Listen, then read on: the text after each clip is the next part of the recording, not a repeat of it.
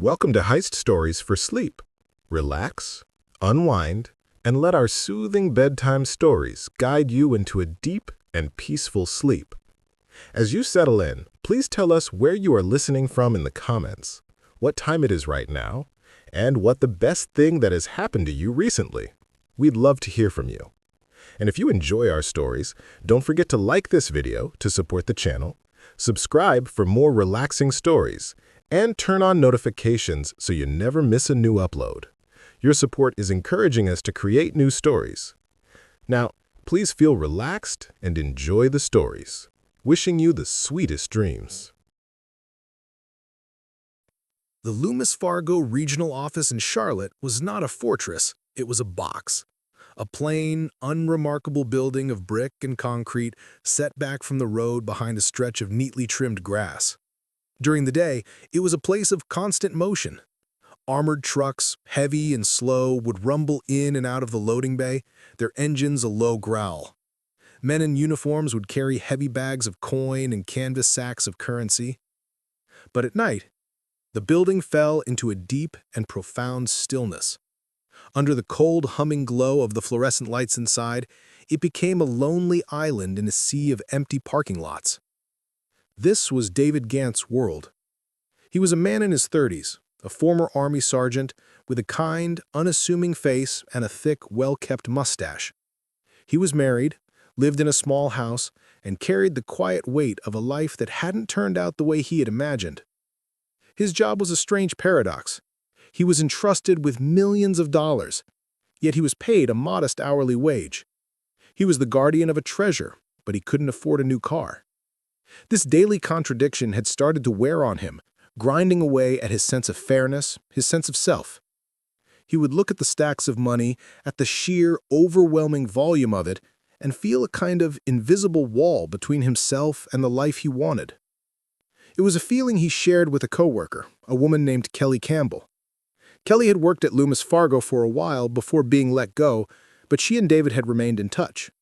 She was bright and charming, with a restless energy that suggested she, too, felt trapped by her circumstances.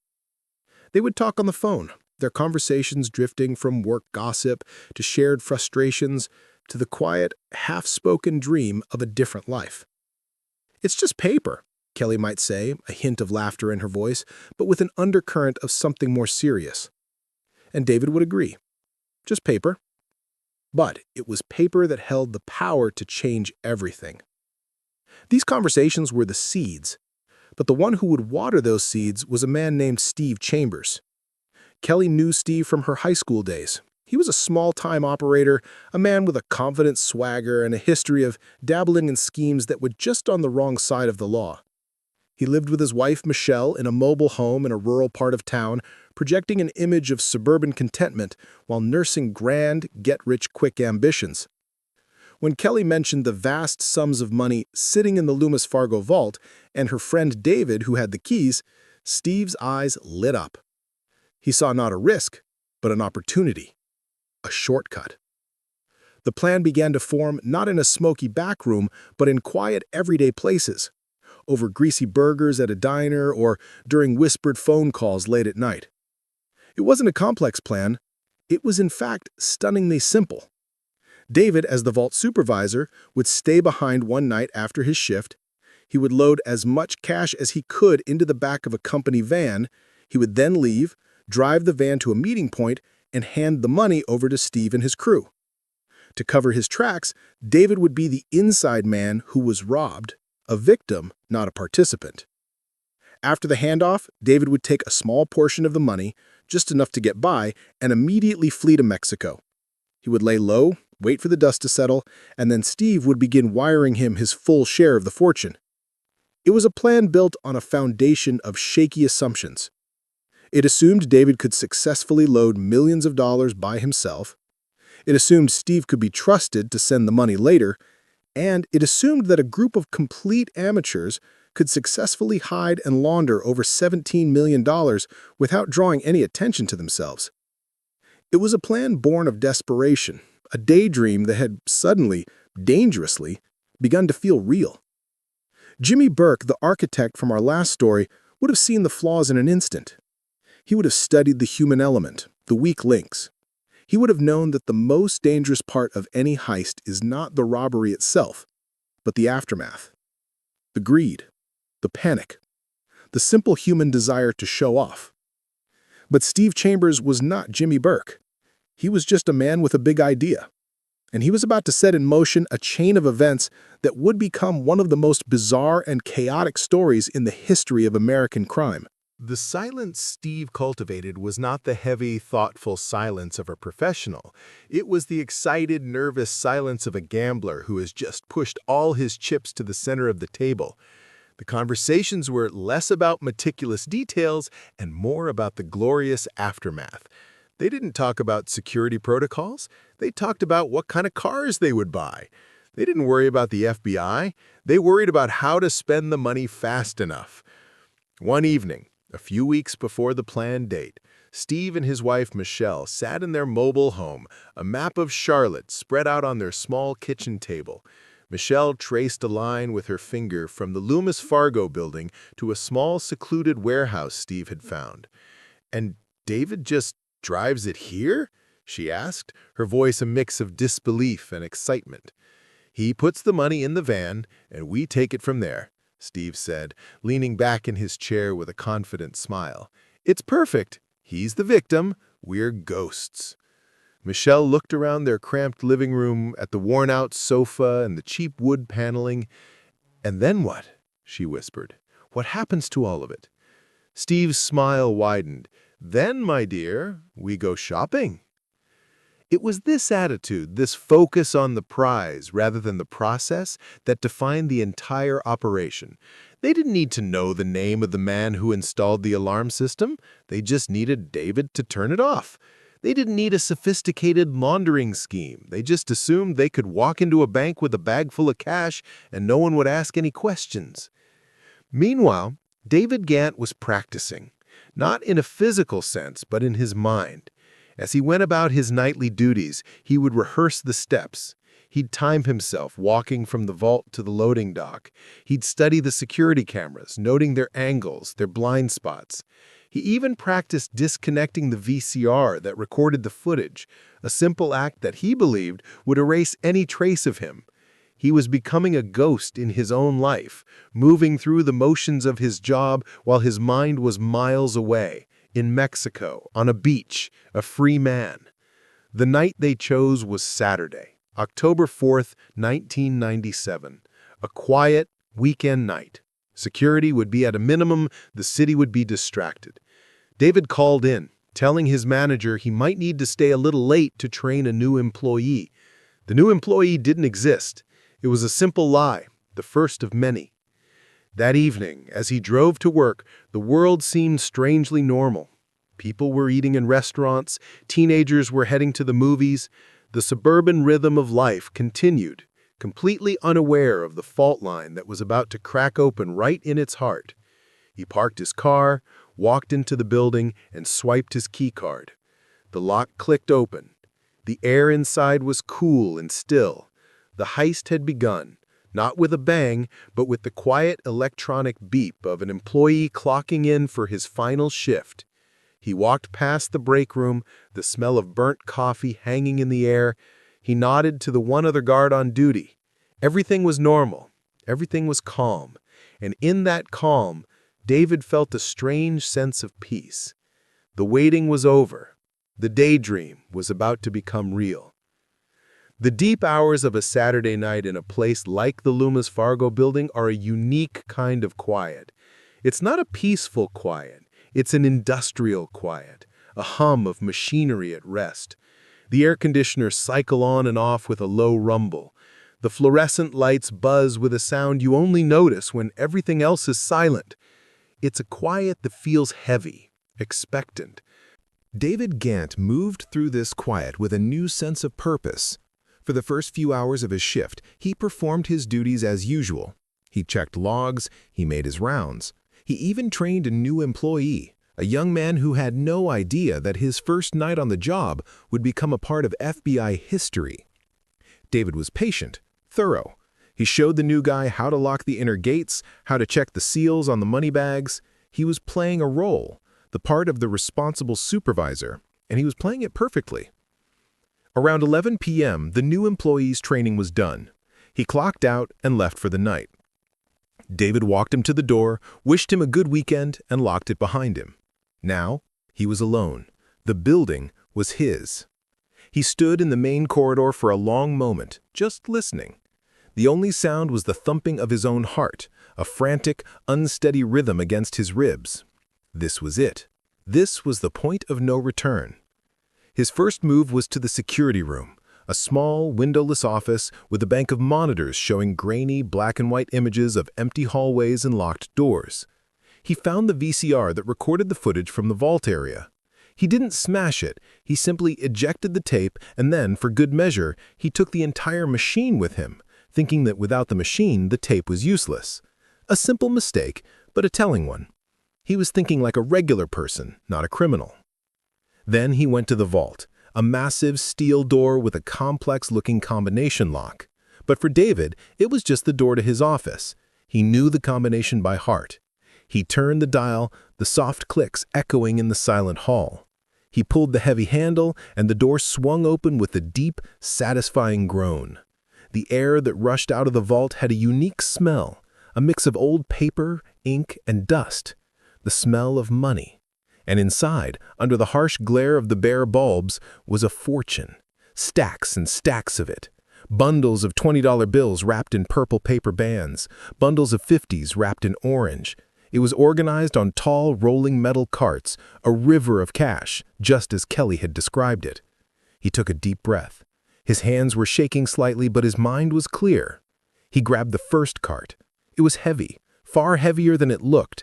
He began to wheel it out of the vault, its rubber wheels making soft, squeaking sounds on the polished concrete floor. He moved it down the long hallway towards the loading dock at the back of the building. One cart, then another, and another.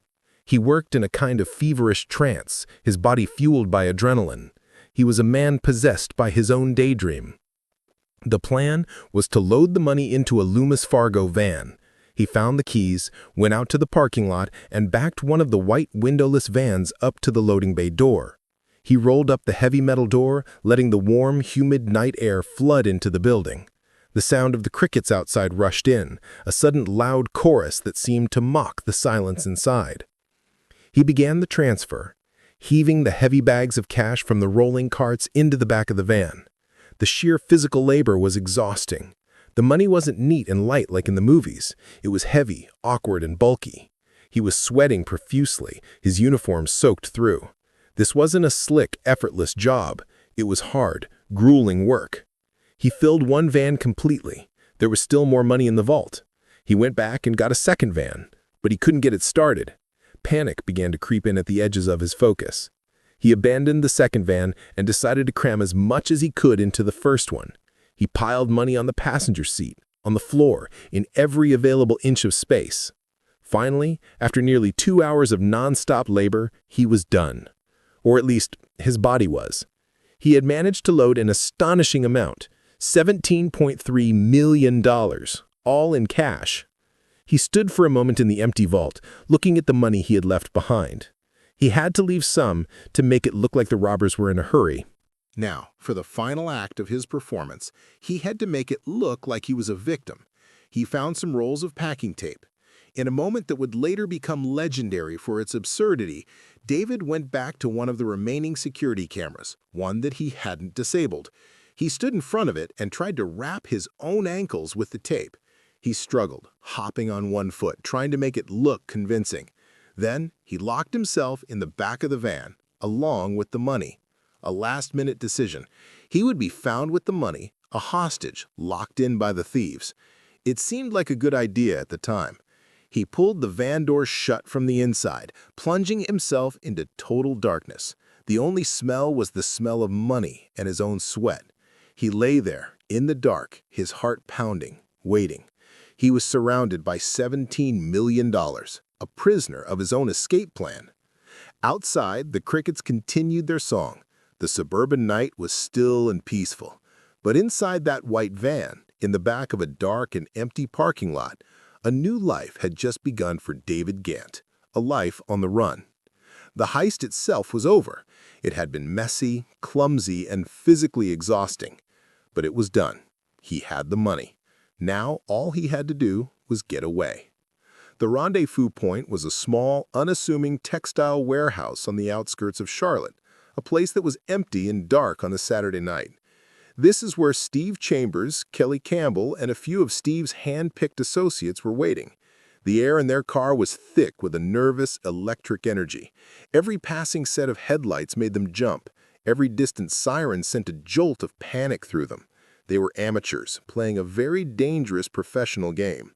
Finally, they saw it, the white, windowless Loomis Fargo van rolling slowly down the deserted street. It pulled into the warehouse parking lot and came to a stop. For a moment, no one moved. It was a surreal sight, the culmination of all their whispered plans and grand dreams, right there in front of them, idling under a flickering street lamp. Steve and his crew got out of their car. They approached the van cautiously. Steve knocked on the back door. "David?" he called out, his voice a little shaky. A muffled voice came from inside. "Yeah, it's me. Get me out of here." They slid open the heavy side door, and the sight that greeted them was almost incomprehensible. David Gant was soaked in sweat, was lying amidst mountains of cash. Bags, boxes, and loose stacks of currency filled every inch of the van. It was more money than any of them had ever seen, more than they could have imagined. The sheer physical presence of it was overwhelming. Their first reaction wasn't celebration. It was shock. They just stood there, staring, their minds struggling to process the scale of their success. David climbed out, stiff and sore, and looked at the faces of his co-conspirators. He was expecting relief, maybe even gratitude. Instead, he saw a kind of stunned, greedy awe. The plan now was to transfer the money from the Loomis Fargo to their own vehicle, a Ryder rental truck. They formed a human chain, just as David had done hours earlier, and began moving the cash. It was a frantic, clumsy operation. They dropped bags, they ripped open bundles. The air was filled with the sound of rustling paper and nervous, excited laughter. Once the money was transferred, the next step was to deal with David. He was given a stack of cash, $50,000. It felt like a fortune to him, but it was a tiny fraction of the $17 million he had just stolen. Steve handed him the money and a plane ticket. "Mexico," Steve said, clapping him on the shoulder. "Go to Cancun, find a nice cheap hotel. Lay low. Don't talk to anyone. We'll be in touch soon to start sending you the rest." David, exhausted and running on pure adrenaline, could only nod. He got into a car with Kelly, who was tasked with driving him to the airport in Atlanta, a few hours away. As they drove through the night, away from the warehouse, away from the money, a strange feeling began to settle over David. He had done it. He had pulled it off. He was free. But as he looked over at Kelly, he felt a pang of uncertainty. He was putting his entire future, his entire fortune in the hands of these people. He had to trust them. He had no other choice. Back at the warehouse, Steve Chambers was staring at the back of the Ryder truck, which was now filled with over a ton of paper money. He was no longer just a small-time schemer. He was the guardian of one of the largest cash fortunes ever stolen in America. The reality of it was starting to sink in. This wasn't a game anymore. They drove the truck not to a secure, hidden location, but back to the quiet suburban world they came from. The money was first stored in the very warehouse they were at, and then, in a decision that defied all criminal logic, Steve decided to hide the bulk of it himself. He had his crew buy large plastic barrels from a local hardware store. They drove the Ryder truck to a small storage shed, and under the cover of darkness, they began stuffing the cash into these plastic barrels. Millions of dollars, packed tightly into containers designed for storing tools or old clothes. The final destination for this immense fortune was Steve Chambers' own property. He had the barrels delivered to the land around his mobile home. He and his wife Michelle began the absurd task of hiding their millions. Some barrels were stashed in sheds. Others were hidden in the crawl space under their home. They even buried some of them in the backyard, like a pirate burying a treasure chest. For a short time, a quiet, unassuming trailer park in rural North Carolina held more cash than most small-town banks. The great escape was complete. The money was hidden. David was on his way to Mexico. To the world, it seemed like a perfect ghost-like crime had been committed. But the threads of their undoing had already started to unravel. The first sign that something was wrong at Loomis Fargo came not from an alarm, but from a simple human observation. On Monday morning, employees arriving for their shift noticed that the vault door was unlocked and slightly ajar. Then they saw the empty carts. Panic set in. A quick inventory revealed the staggering truth: millions of dollars were gone. The Charlotte police were called, but the scale of the theft meant that the investigation was immediately handed over to the Federal Bureau of Investigation, the FBI. Agents descended on the Loomis Fargo building. They walked through the crime scene, which was less a scene of chaos and more one of eerie calm. There was no forced entry. The vault hadn't been blown open. This was an inside job. And there was only one person who had been alone in the building with the access and the opportunity: the night supervisor, David Gant. When they learned he was a no-show for work and that his wife had reported him missing, he instantly became their prime and only suspect.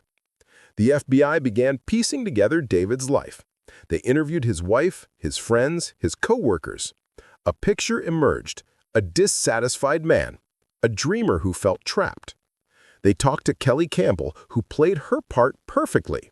She expressed shock and concern for her friend David, suggesting he might have been kidnapped, a victim of the real robbers. For a short time, the FBI considered this possibility. But while the FBI was methodically building its case, Steve Chambers and his crew were doing everything possible to tear their own alibi apart. The agreement was simple: everyone lays low, don't spend the money, act normal. But for people who had never had money, the temptation was simply too much. The quiet, disciplined waiting that a professional crew would have undertaken was replaced by a sudden, explosive, and ridiculously conspicuous spending spree. It started small: new clothes, expensive dinners. But it quickly escalated. Steve and Michelle Chambers decided they needed to move out of their mobile home. They walked into a high-end real estate office, still dressed in their regular clothes, and announced they wanted to buy a house in one of Charlotte's most exclusive neighborhoods, Kramer Mountain. When the realtor asked about their financing, Steve gestured to a large duffel bag he was carrying. He paid for the multi-million-dollar mansion almost entirely in cash, using bundles of $20 bills that were still in their Loomis Fargo wrappers. This single act sent up a massive red flag. The bank handling the transaction was legally required to report any cash deposit over $10,000 to the federal government.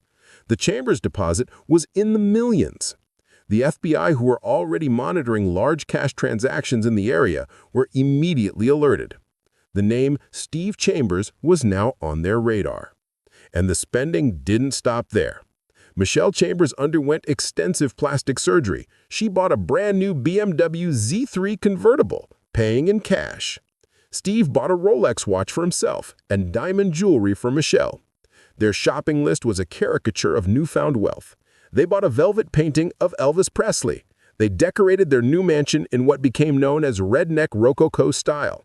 They were living out a fantasy, and they wanted everyone to see it. The other members of the crew followed suit. One bought a new pickup truck. Another started flashing wads of cash at local bars. They were like lottery winners who had forgotten they were supposed to be hiding. Meanwhile, in a cheap hotel room in Cancun, David Gant was living a very different life.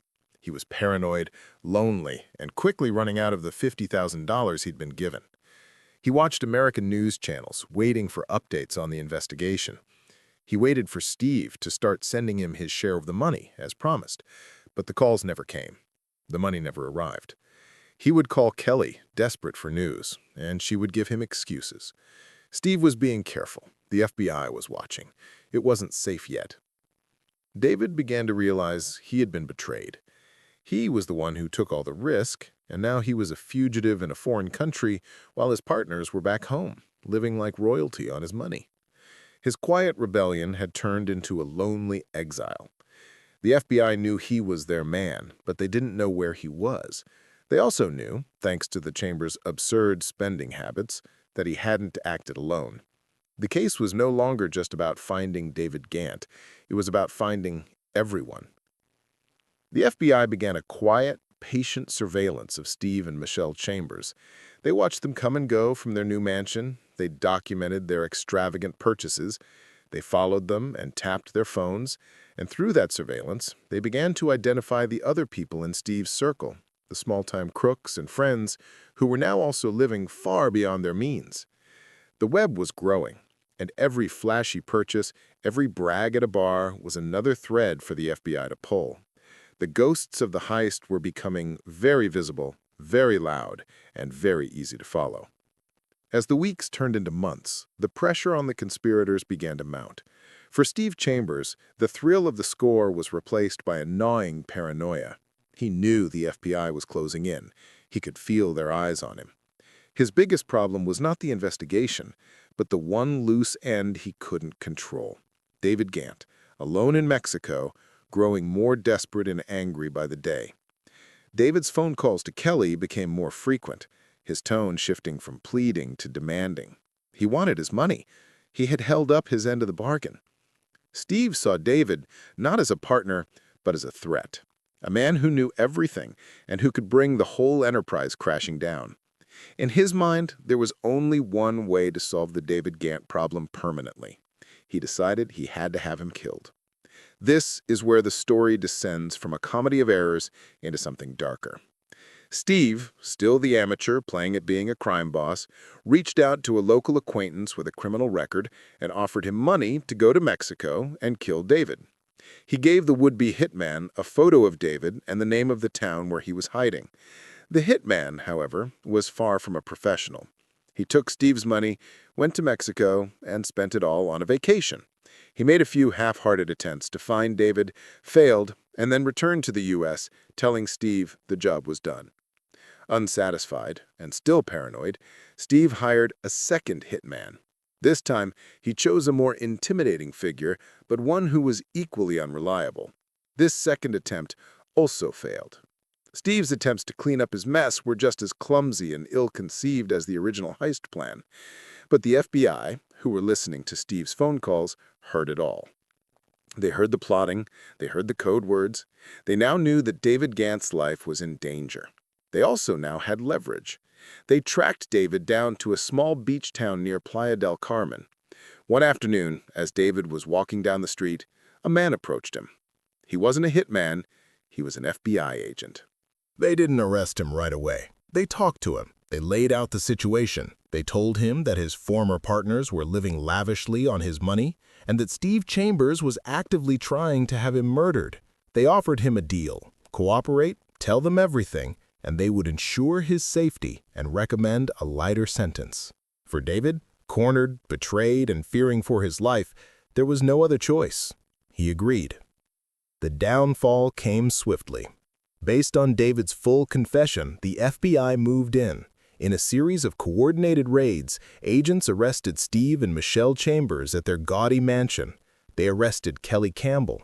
They arrested the other members of the crew, the would-be hitmen, and even friends and family members who had knowingly helped spend the stolen money. In total, 24 people were indicted in connection with the Loomis Fargo heist, a sprawling network of ordinary people who had been drawn into an extraordinary crime. The agents began the process of recovering the money. Following David's information and their own investigation, they found the plastic barrels.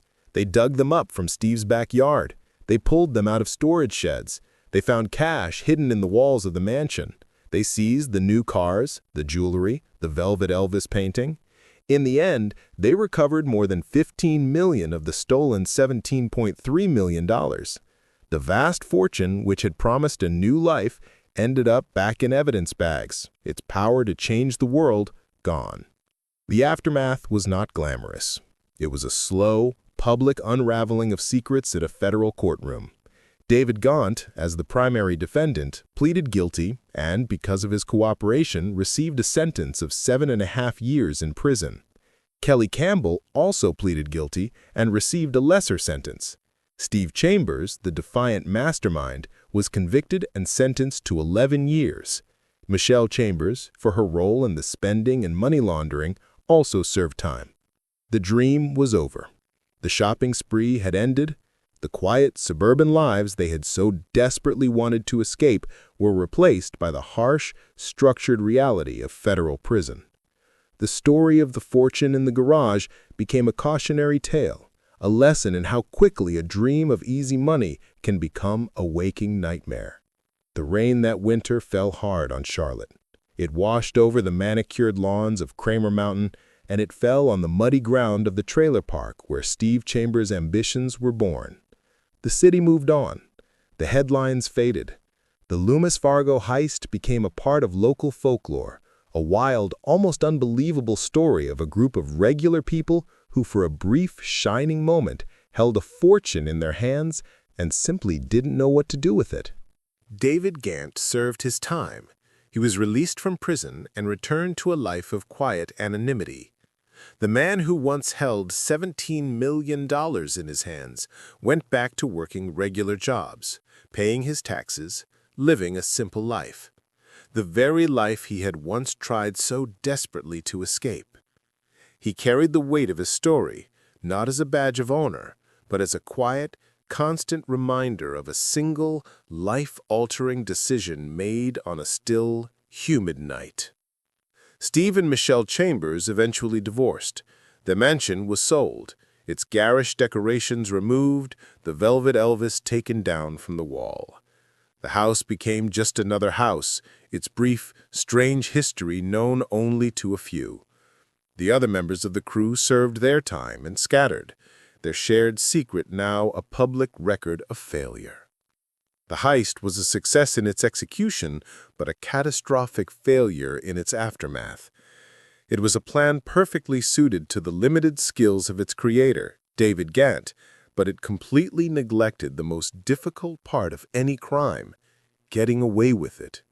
The money was the easy part. It was the human element, the greed, the vanity, the lack of discipline that proved to be their undoing. They weren't brought down by a brilliant detective. They were brought down by themselves.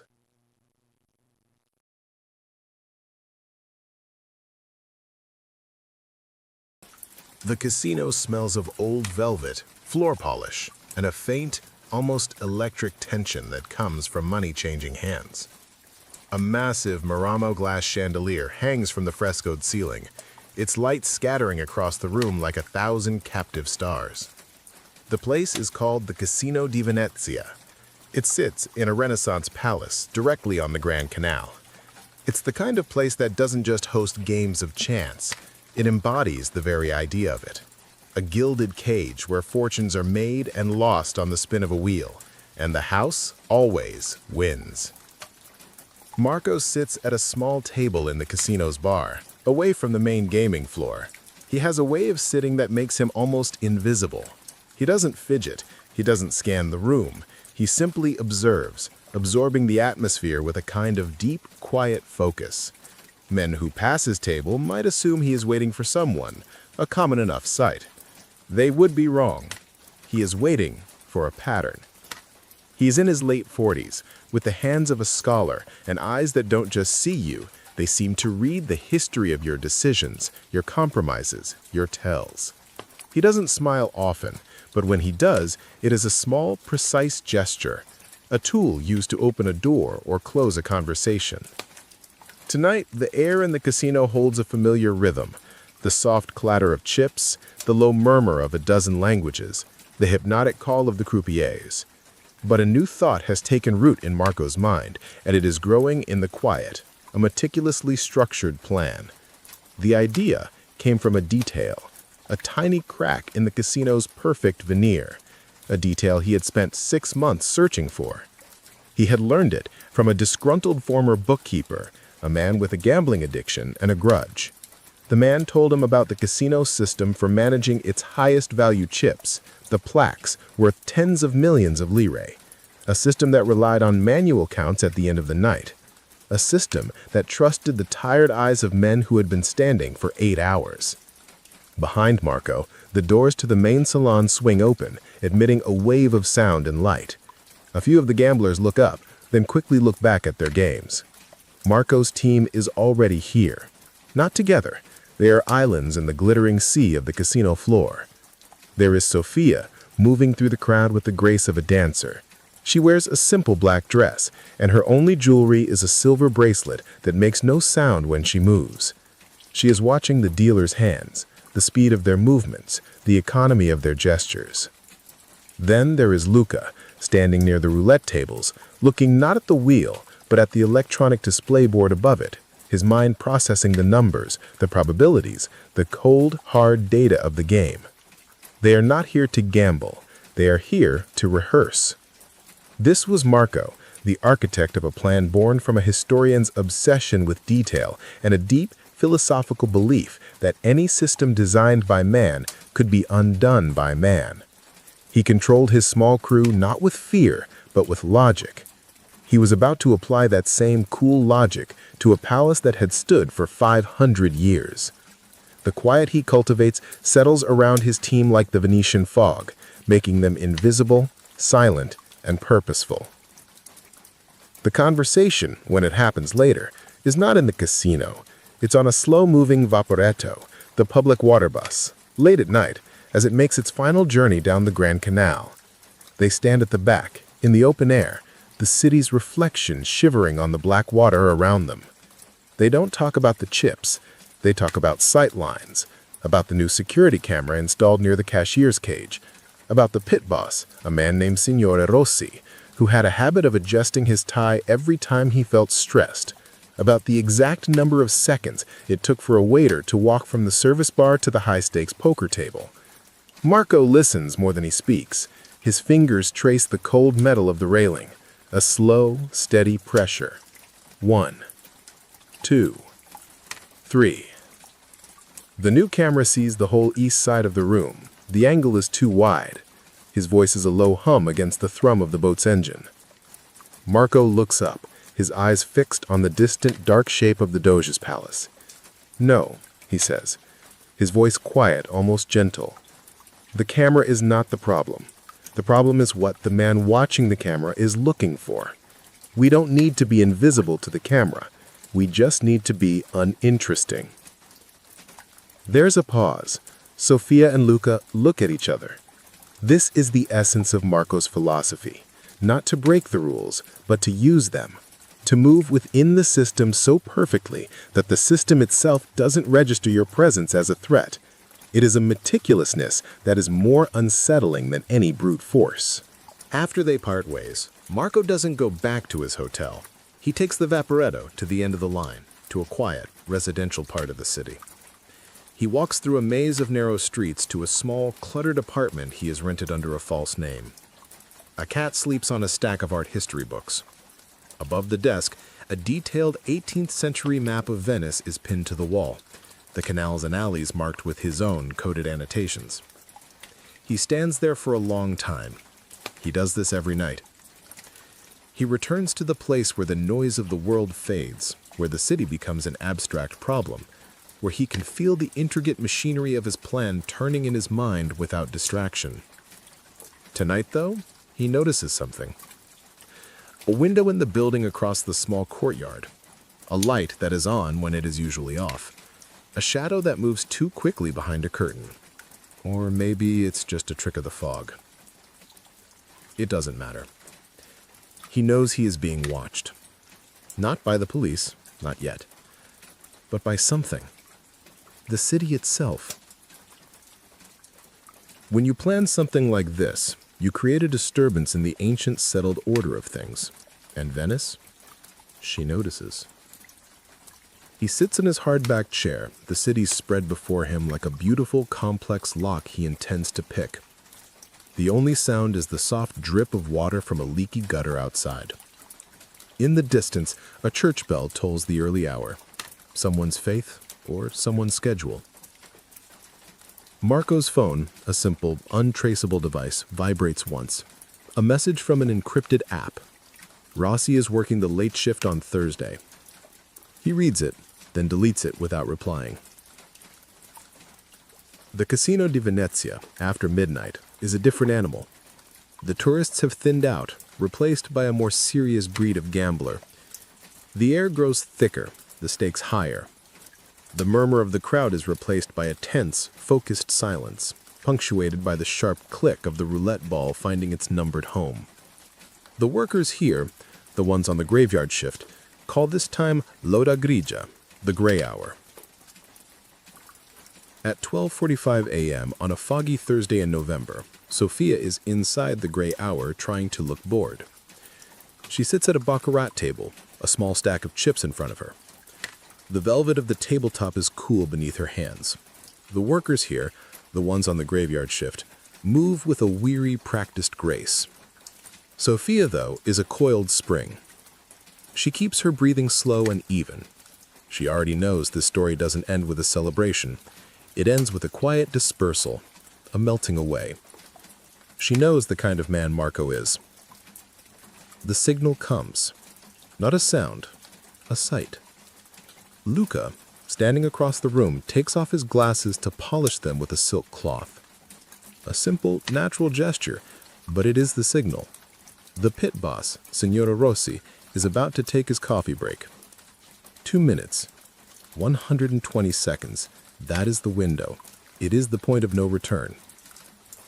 A few moments later, the waiting is over. Rossi gives a nod to one of the other floor managers and walks toward the staff corridor. No alarm, no shout, just a small, predictable crack in the fortress wall. This is Marco's preferred method, silent, inevitable progression. At the same moment, in an apartment overlooking a quiet canal, a woman wakes up.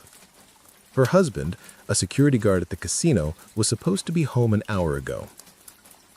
She thinks about calling the casino, then doesn't. Maybe he's just working overtime. Later, she'll learn he was delayed by a minor traffic accident involving a delivery barge, an accident meticulously planned by Marco and a disgruntled barge captain who owed him a favor. Marco already knows this. He's watching not from a distance, but from up close. He's on the casino floor, dressed in a tuxedo, looking for all the world like a wealthy patron. Not because he needs to supervise, but because when a plan is this intricate, you need to feel the vibrations of the machine as it runs. Beside him, a man he has hired for the evening, an actor with a flair for the dramatic, prepares for his role. The actor is the opposite of Marco. Loud, flamboyant, with a manufactured air of entitlement. "Are you certain this will be enough of a scene?" the actor whispers, adjusting his diamond pinky ring. Marco nods. It's not about volume. It's about focus. Draw their eyes, not their suspicion. "Bold," the actor says with a theatrical smile. "Or foolish." Marco shrugs, a barely perceptible movement. In this place, they are often the same thing. There's a pause. Then Marco speaks again, his voice lower. The dealer at table 7, the one with the mustache. He's new. The actor turns his head slightly. "You think he'll be a problem?" "I know he won't." Marco's research had already revealed the new dealer was an aspiring artist, desperate to fund his first gallery show. An anonymous patron had purchased 3 of his paintings yesterday for a generous sum. The young dealer would be too busy dreaming of his future to notice a small discrepancy in the present. He wouldn't even realize he was part of the masterpiece. Many people think a heist is about force, about overwhelming a system. But Marco wasn't a warrior. He was a ghost. He knew that every fortress falls not from the outside, but from within, from human error, ambition, distraction, hope. But unlike the criminals of old, he had to contend with a new kind of opponent, a system that didn't rely on tired eyes alone, a system of data. And the man who read that data for the Casino di Venezia was a security consultant everyone called Il Dottore, the doctor. Not his real name. His real name was Fabio, but no one had called him that since he installed the casino's state-of-the-art surveillance system, a network of digital eyes and predictive algorithms he treated with the detached precision of a surgeon. He was sharp, obsessive, and disturbingly good at spotting anomalies. He hated him, not because the doctor was a threat, but because he was a new variable. He didn't understand tradition. He didn't respect the elegant dance of chance. He believed only in patterns and deviations. And worst of all, his new algorithm was designed to flag unusual betting patterns, unusual movements, anything that broke the casino's statistical rhythm. So when Marco learns that the doctor is planning to run a system-wide diagnostic on Thursday night, he doesn't try to disable it. He gives it something to find. He hires a team of professional gamblers, a separate crew who know nothing of the real plan, and gives them a simple, flawed system for winning at blackjack. The system is designed to work for about an hour and then fail spectacularly. It is also designed to create a cascade of minor statistical alerts all over the casino floor. The doctor will spend the entire night chasing these digital ghosts, tracking a fake threat, proud of his system for catching them. He'll be so focused on the noise, he will never notice the silence where the real event is happening. Meanwhile, Marco returns to his ritual. The apartment, the quiet, the unlit cigarette. Tonight, he's not alone. Sophia is with him, making 2 small cups of strong espresso. She doesn't ask if he's nervous. She doesn't need to. She just sits with him in the quiet. "You're thinking again," she says. He considers. "No," he says, "just listening." And that somehow sounds more honest than anything he's said all day. Down below, the city continues its slow, watery breathing, and Marco, he listens to the canals, to the silence, to the tiny noises that tell him something is about to happen. Because Venice doesn't shout its secrets, it whispers them. And tonight, he hears something new. The faint, rhythmic sound of a plan, perfectly calibrated, beginning to move. It's subtle. Another man might miss it, but Marco turns toward the edge of the quiet. The phone buzzes once. New message. The coffee is served. He stares into the dark. This isn't about money anymore. It's about art. The kind that doesn't hang in a museum. The kind that disappears without a trace. He slips the phone into his pocket and walks out of the apartment. Slower now. Measured. By the time he reaches the fondamenta, the walkway along the canal, Luca is already waiting. "Gondola ready?" he says. "The tourist route? Or the quiet route?" Marco doesn't answer immediately. He glances at the gas lamp flickering above them, its light casting long dancing shadows on the ancient stones. "Neither," he says. "We use the service canals, the ones the garbage barges use." Luca swallows. He knows what that means. They are blind spots. No tourist cameras, no police patrols, the forgotten arteries of the city. The kind of detail only someone who has spent months living and breathing the city's hidden rhythms would know. Because when you're about to perform surgery on the heart of a 500-year-old palace, you need more than a plan. You need faith in the quiet, forgotten corners of the world. The air inside the Casino di Venezia's main salon is heavy and still.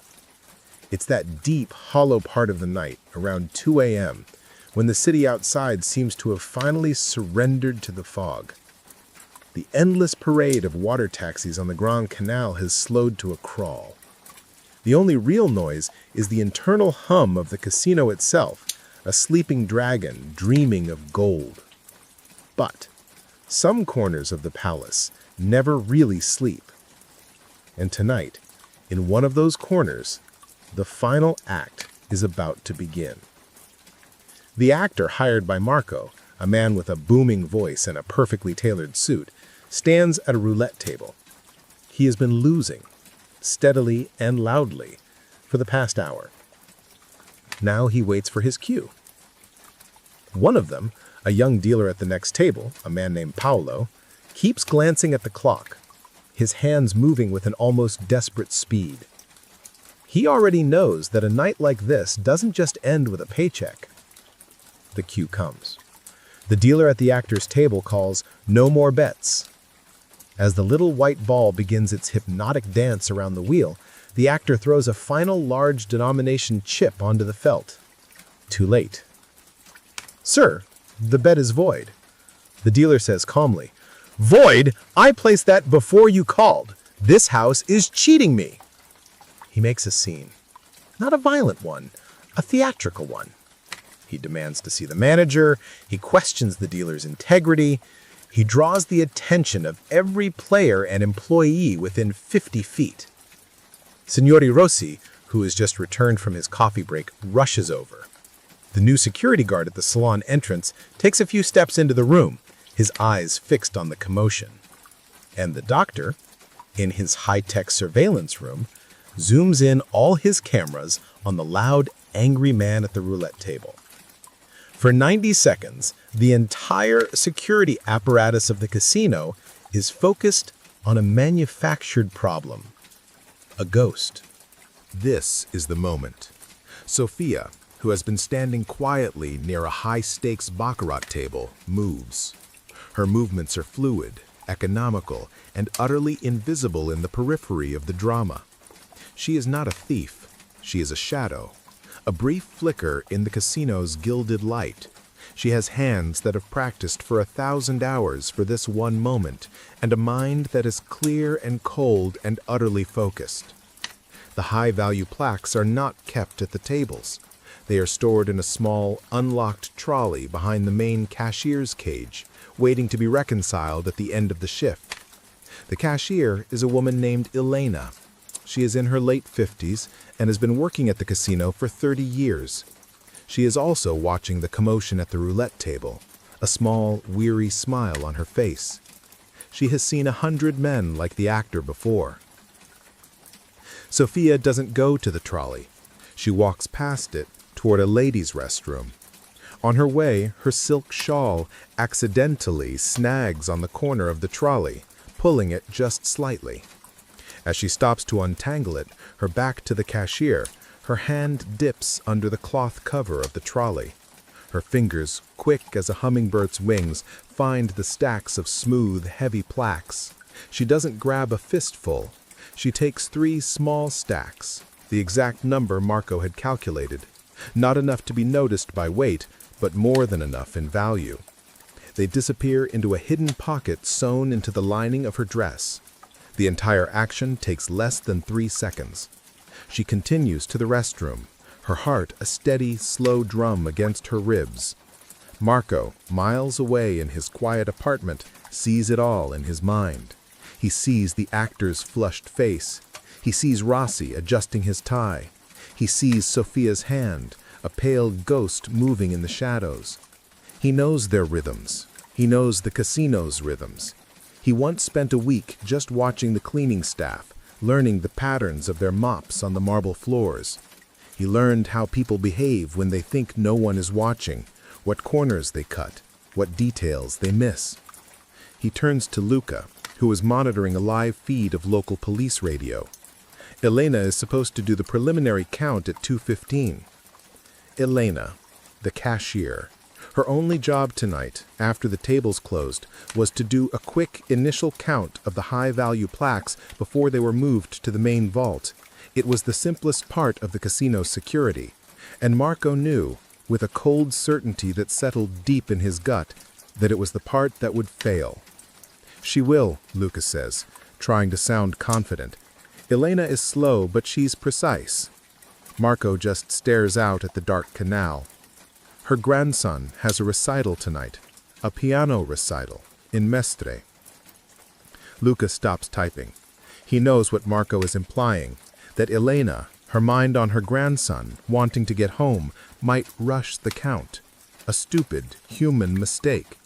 Marco had learned that detail from a casual conversation with a casino bartender. A small thing, a human thing. Is this about the money? Luca asks, his voice cracking just slightly. No, Marco says. It's about the story. The story the casino tells itself about its own security. Luca doesn't ask what that means. Smart man.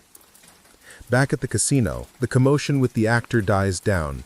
He is placated, given a complimentary bottle of champagne, and escorted out. The rhythm of the casino floor slowly returns to normal. Sophia emerges from the restroom, walks calmly across the salon, and exits the casino. No one gives her a second glance. That evening, the canals around the city are filled with fog. It's thick and disorienting, and the vaporettos move slowly, their horns calling out mournfully in the dark. One of them, a plainclothes policeman, sees Marco's rented boat pass and freezes for just a second, then pretends not to. That's how respect moves in this city. Not in salutes or shouted orders, but in pauses that say, "I see you," even when I act like I don't. Marco stays out on the water for a while, hands on the tiller, eyes scanning, not for threats, but for the flow. There's a current to this city, a pull of history and water. But lately, he's felt a new current. The police are more watchful, the old families are more secretive, and the whispers, always moving across the water, have changed their tone. Marco docks the boat before the fog gets too thick. On his way back to the apartment, he takes the long route past a small church with a crooked bell tower and a carving of a lion whose wings had been worn smooth by centuries of rain. He walks past a vendor closing his stall, the smell of roasted chestnuts lingering in the damp air. And finally, through the narrow alley where a disgraced nobleman once left a secret message under a loose paving stone. He stops the boat, kneels, touches the stone. Nothing there. But now the ritual is complete. He can go back. Back at the apartment, he pours a glass of water and sips it slowly. The radio is off. The apartment is silent. He steps out onto the small balcony. The city spreads below him, endless and quiet, and not his. Not really, just borrowed.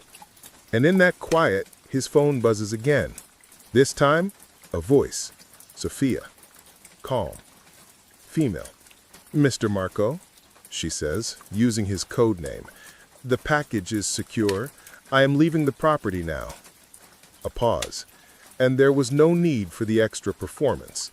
The stage was already set. Click. Silence. Marco doesn't move. He stands there, letting the cold air lift the edges of his collar. He turns off the phone, then immediately dials another number. A payphone outside a 24-hour bakery in Mestre.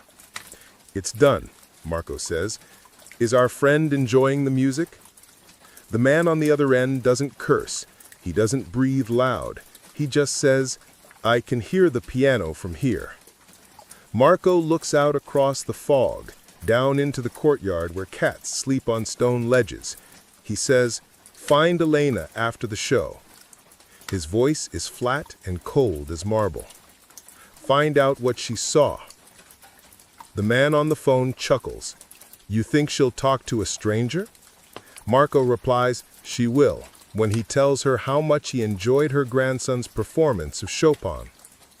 Because in Venice, the most beautiful music can carry the darkest secret, and sometimes the road to ruin begins with nothing more than a moment of pride and a small human desire to go home.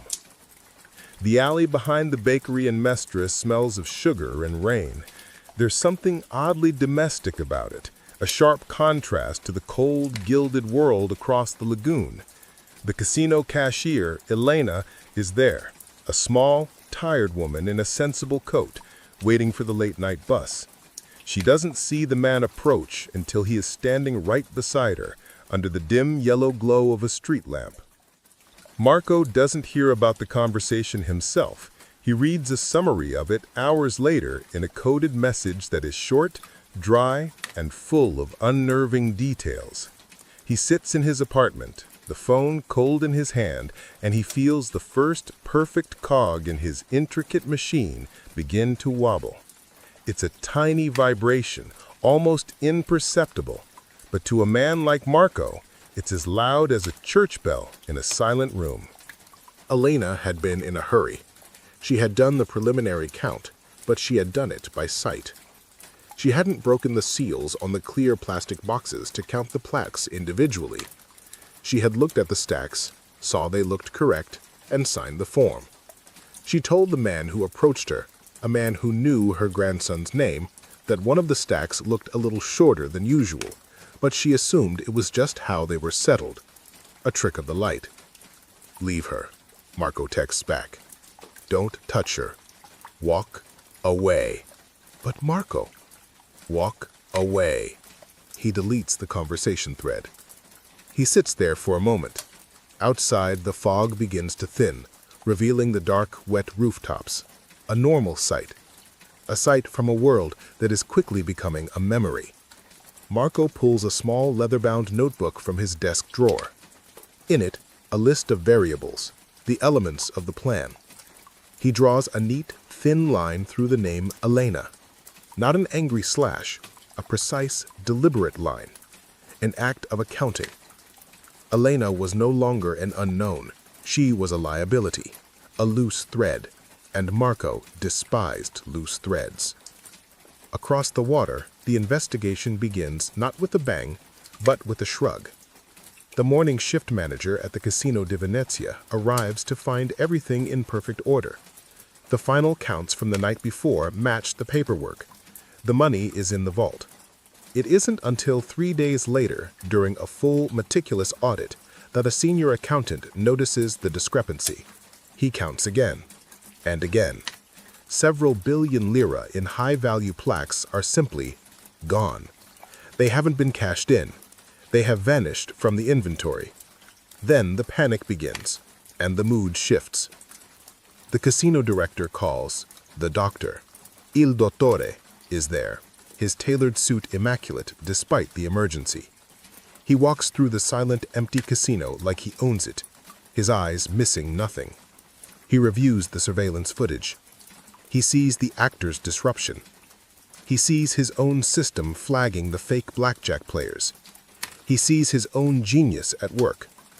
And then, in the corner of one screen, he sees a flicker, a woman in a black dress, a silk shawl, a movement so brief, so unremarkable, that his own predictive algorithms had classified it as environmental noise. His first stop is Elena, the terrified cashier who is now suspended from her job. 2 casino investigators sit with her in a small, windowless office. She tries to act surprised, but her hands are shaking too much. She tells them about the stack that looked short. She tells them about being in a hurry. She denies everything else, but her denials are thin, brittle. The doctor knows. He doesn't press, not yet. He lets the silence do the work for him. The second stop is the footage of the exits. He watches every woman in a black dress who left the casino that night. He finds Sophia. He zooms in on her face. A calm, serene expression. He follows her outside. He sees her get onto a private water taxi. He gets the boat's registration number. Back in the quiet apartment, the mood is not celebratory. The team starts to arrive one by one. They don't talk about the score. They sit in the small living room, sipping espresso, watching the gray light filter through the window, waiting. They are waiting for their share. They are waiting for instructions from Marco. But Marco isn't talking about money. He's talking about the audit, about Elena. His voice is low, calm, but everyone in the room can feel the cold precision of his mind at work. She was supposed to count them by hand, Luca says, trying to defend his own analysis of the procedures. She was supposed to, Marco says, his eyes fixed on Luca. But she thought about her grandson. The room is silent. Everyone knows what this means. The plaques, all of them, have been moved. Not to a bank, to a series of safe places known only to Marco. The false bottom of a shipping crate full of Murano glass. A hollowed-out book in a forgotten library. A watertight box lowered into a deep, muddy canal. They are waiting to be cleaned, to be slowly and carefully introduced back into the world's gambling ecosystem. But now, everything is on hold. The first crack in the team's cohesion appears. Luca, the logician, the man of numbers, starts talking. Too much. He tells Marco that his system predicted a 98% chance of success. He can't understand the 2% margin of error. He obsesses over the human element he failed to properly quantify. The whispers of his own doubts start to fill the small apartment. Marco hears the whispers. He hears everything. He sits in his chair, sipping water, and he listens. And he updates his notebook. A few days later, the owner of the water taxi is brought in for questioning. He describes the woman he picked up. He describes the quiet, well-dressed man who paid him in cash and told him where to go, a drop-off point near the train station. The description of the man doesn't match Marco or Luca. It's a fourth man, a local contact hired for this one job, a cutout. But now, he is a link. The police find the man a week later. They have their first real lead. They start connecting the water taxi to the casino. And the casino connects to a time. And the time connects to a beautiful woman in a black dress. The web is being drawn. But Marco is already 3 steps ahead. He knows the investigation is coming. He begins the slow, methodical process of dismantling his own creation. It's not about anger anymore. It's about control. It's about protecting the integrity of the plan, even after its execution. He calls another meeting. The remaining members of the team arrive.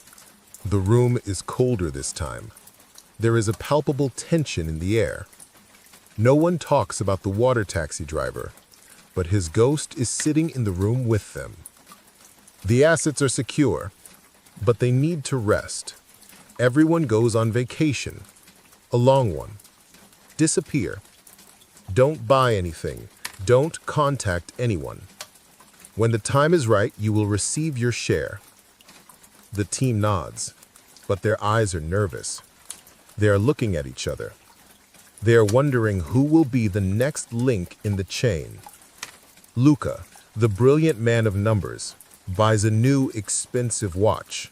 A flashy, beautiful, stupid mistake. He wears it to a cafe. A few days later, Luca disappears. Not from the world, from the team. Marco meets him, gives him a small portion of his share and a one-way ticket to Buenos Aires. He is told never to return.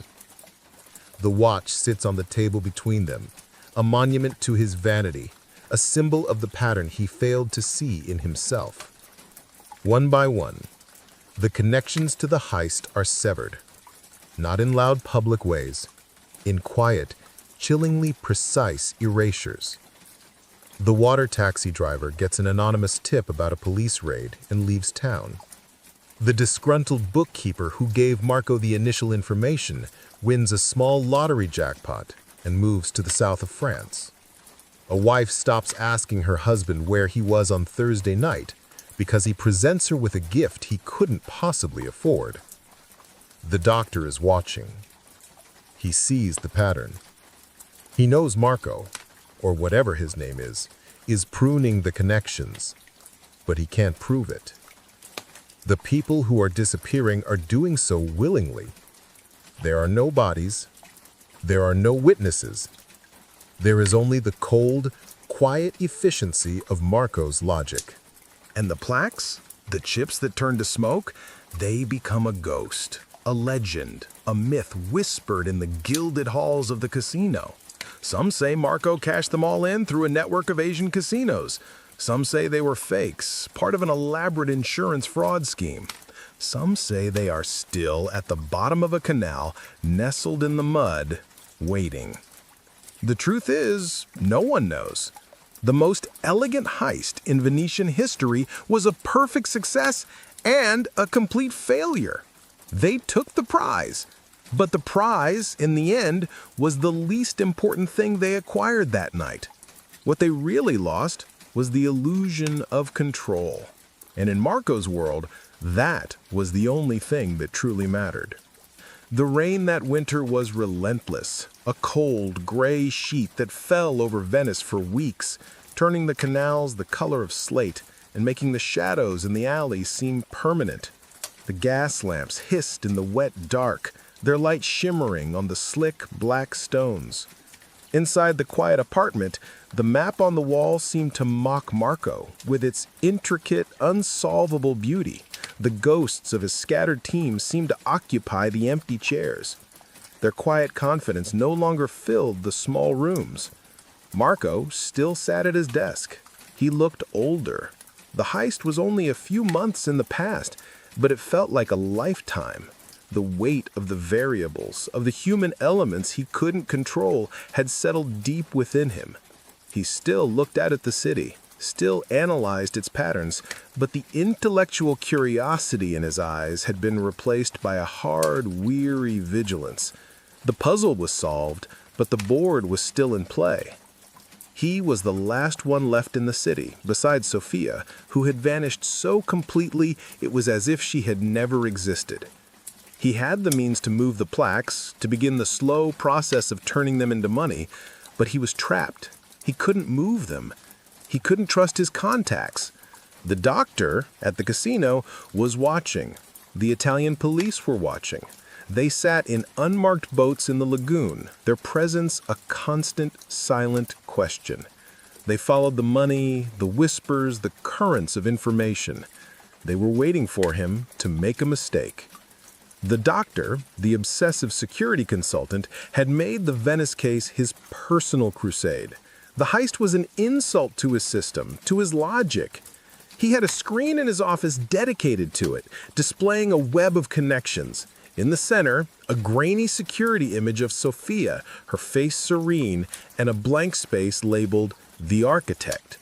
The doctor would stare at that screen for hours, running simulations, trying to predict the next move, trying to find a pattern in the silence. The break in the case came not from technology or surveillance, but from a piece of paper.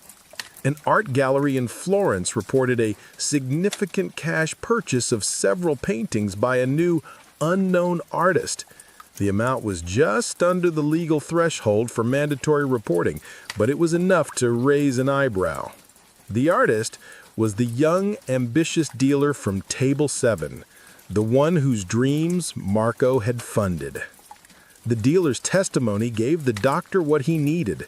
It wasn't a direct link to the heist, but it was a thread that led back to an anonymous art patron, a man who paid in cash, a man whose description was vague but whose appreciation for art was specific, a man who sounded like a historian, not a criminal. The net began to tighten, slowly, logically. One night, Marco is sitting in the apartment when the landlord knocked on the door. He was a small, elderly man who had lived in the building his whole life. He carried a bottle of wine. "For you, a gift. The police were here today, asking questions about you, about the man who rented this apartment. I told them I didn't remember you." Marco looked at the old man, and for a fleeting moment, a flicker of something, perhaps surprise, crossed his face. "Why?" Marco asked, his voice soft. The old man shrugged. "This city does not like outsiders who ask too many questions. You have been a quiet tenant. That is enough for me." He knew it was a lie. The old man knew Marco was more than just a quiet tenant. He stood there for a long moment, the silence stretching between them, thick with the unspoken rules of the ancient city. Then he turned and walked away, leaving Marco alone with the ghosts and a bottle of unopened wine. The end for Marco didn't come with a dramatic chase through the canals or a tense standoff. It came with a quiet decision. The next morning he packed a small bag. He took the leather-bound notebook from his desk, tore out the pages, and burned them in the sink. He left the untraceable phone. He left the key on the table. He left the city the same way he had arrived, silently, without a trace. As his train crossed the long bridge connecting Venice to the mainland, Marco looked back at the city shimmering in the morning light. The domes and bell towers, the palaces and canals, the beautiful, perfect system he had managed to outsmart, but not to conquer. He spent the rest of his life as a ghost. He was never caught. The plaques were never laundered. They were a fortune too heavy to carry. He never saw Sophia or Luca again. He held on to the silence until the very end. The great mystery of the vanishing chips remained locked away behind his quiet, observant eyes. The plaques were never recovered. The money was never made. They evaporated, becoming part of the city's folklore, a story told in hushed tones by gondoliers and bartenders, a story about a perfect plan that was too perfect to succeed, about a team of ghosts who touched a fortune and were dissolved by it. The doctor eventually left the casino, moving on to design security systems for banks, always haunted by the elegant, invisible theft he could never solve. Elena, the cashier, retired and spent her days listening to her grandson play the piano. The Casino di Venezia remains, a monument to chance, its gilded halls holding the memory of a night when its certainty was stolen. And Marco? Some say he became a history professor at a small university, a quiet man who was unusually good at spotting the flaws in historical arguments. Some say he simply disappeared, becoming another one of the million untold stories that flow through the world. The story doesn't really have an ending. It just fades. It leaves you with a quiet, lingering question. What is the value of a prize you can never claim? For Marco and his team, the answer was simple. It was worthless. What they had really been seeking that night was not the money. It was the thrill of the puzzle, the beauty of a perfect plan. And once it was done, the thing itself was nothing more than a burden.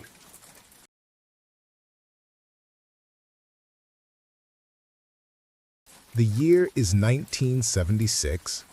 The world is a slower, quieter place. The air itself feels different. In the Irish countryside, the nights are profound, a deep and velvet darkness that is barely touched by the lights of distant farmhouses.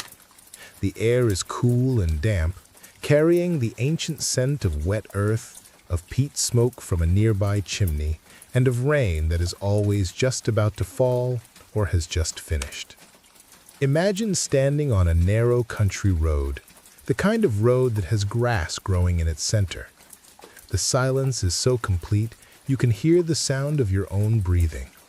And then, far away, you hear it, a low, rhythmic sound, a steady heartbeat in the dark. It is the sound of a train making its way through the sleeping landscape. This story is about one of those trains, a train that did its job every night, a humble and reliable servant moving through the darkness. But on one particular night, its journey was interrupted. This is not a story of loud explosions or dramatic chases. It is a quiet story, a story of patience, of meticulous planning, and of a secret that was carried away into the Irish mist. It is a story about a handful of men who decided to stop time itself, just for an hour, on a lonely stretch of track, to take something that did not belong to them. Our story begins not on the train, but in a place of quiet conversation. Picture a small pub in a town that is not quite a city, the kind of town with one main street, a church, and a handful of pubs where the same men have sat on the same stools for generations. The air inside is thick with the sweet, woody smell of Guinness and the faint, sharp scent of whiskey. The light is low and golden, coming from dusty lampshades. The floor is made of dark, worn wood, and a small fire crackles quietly in the hearth, even though it is not yet the deepest part of winter. In a corner booth, away from the low murmur of the bar, sits a man. We will call him the planner. He is not a young man, nor is he truly old. He has reached that age where his face holds the map of his life. There are lines around his eyes, not from laughter, but from long hours spent looking into the distance, waiting. He holds a small glass of whiskey, but he does not drink it.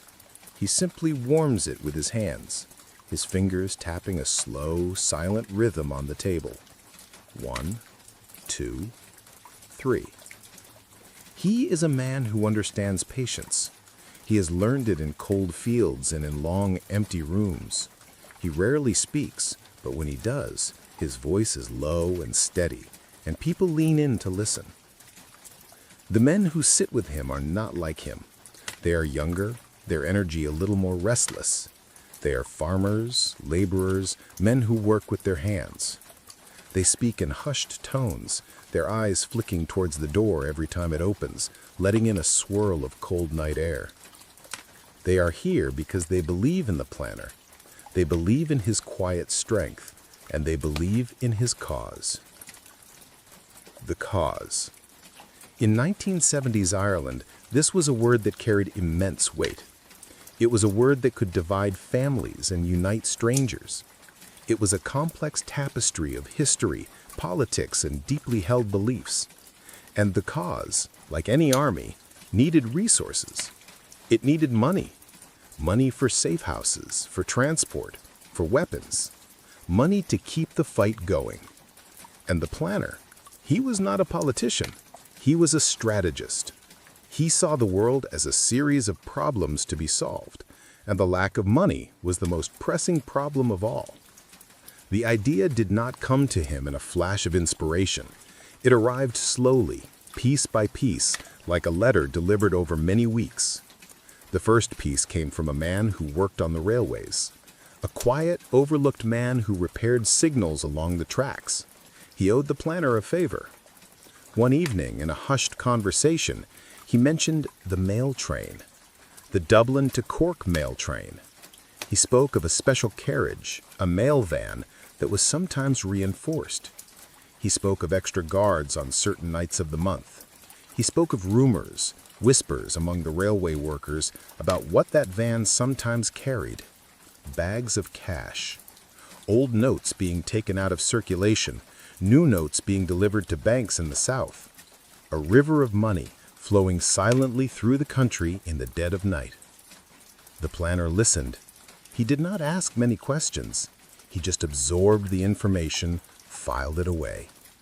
He sat with that piece of knowledge for a long time, letting it settle. A train, he thought. A train is predictable. It follows a set path.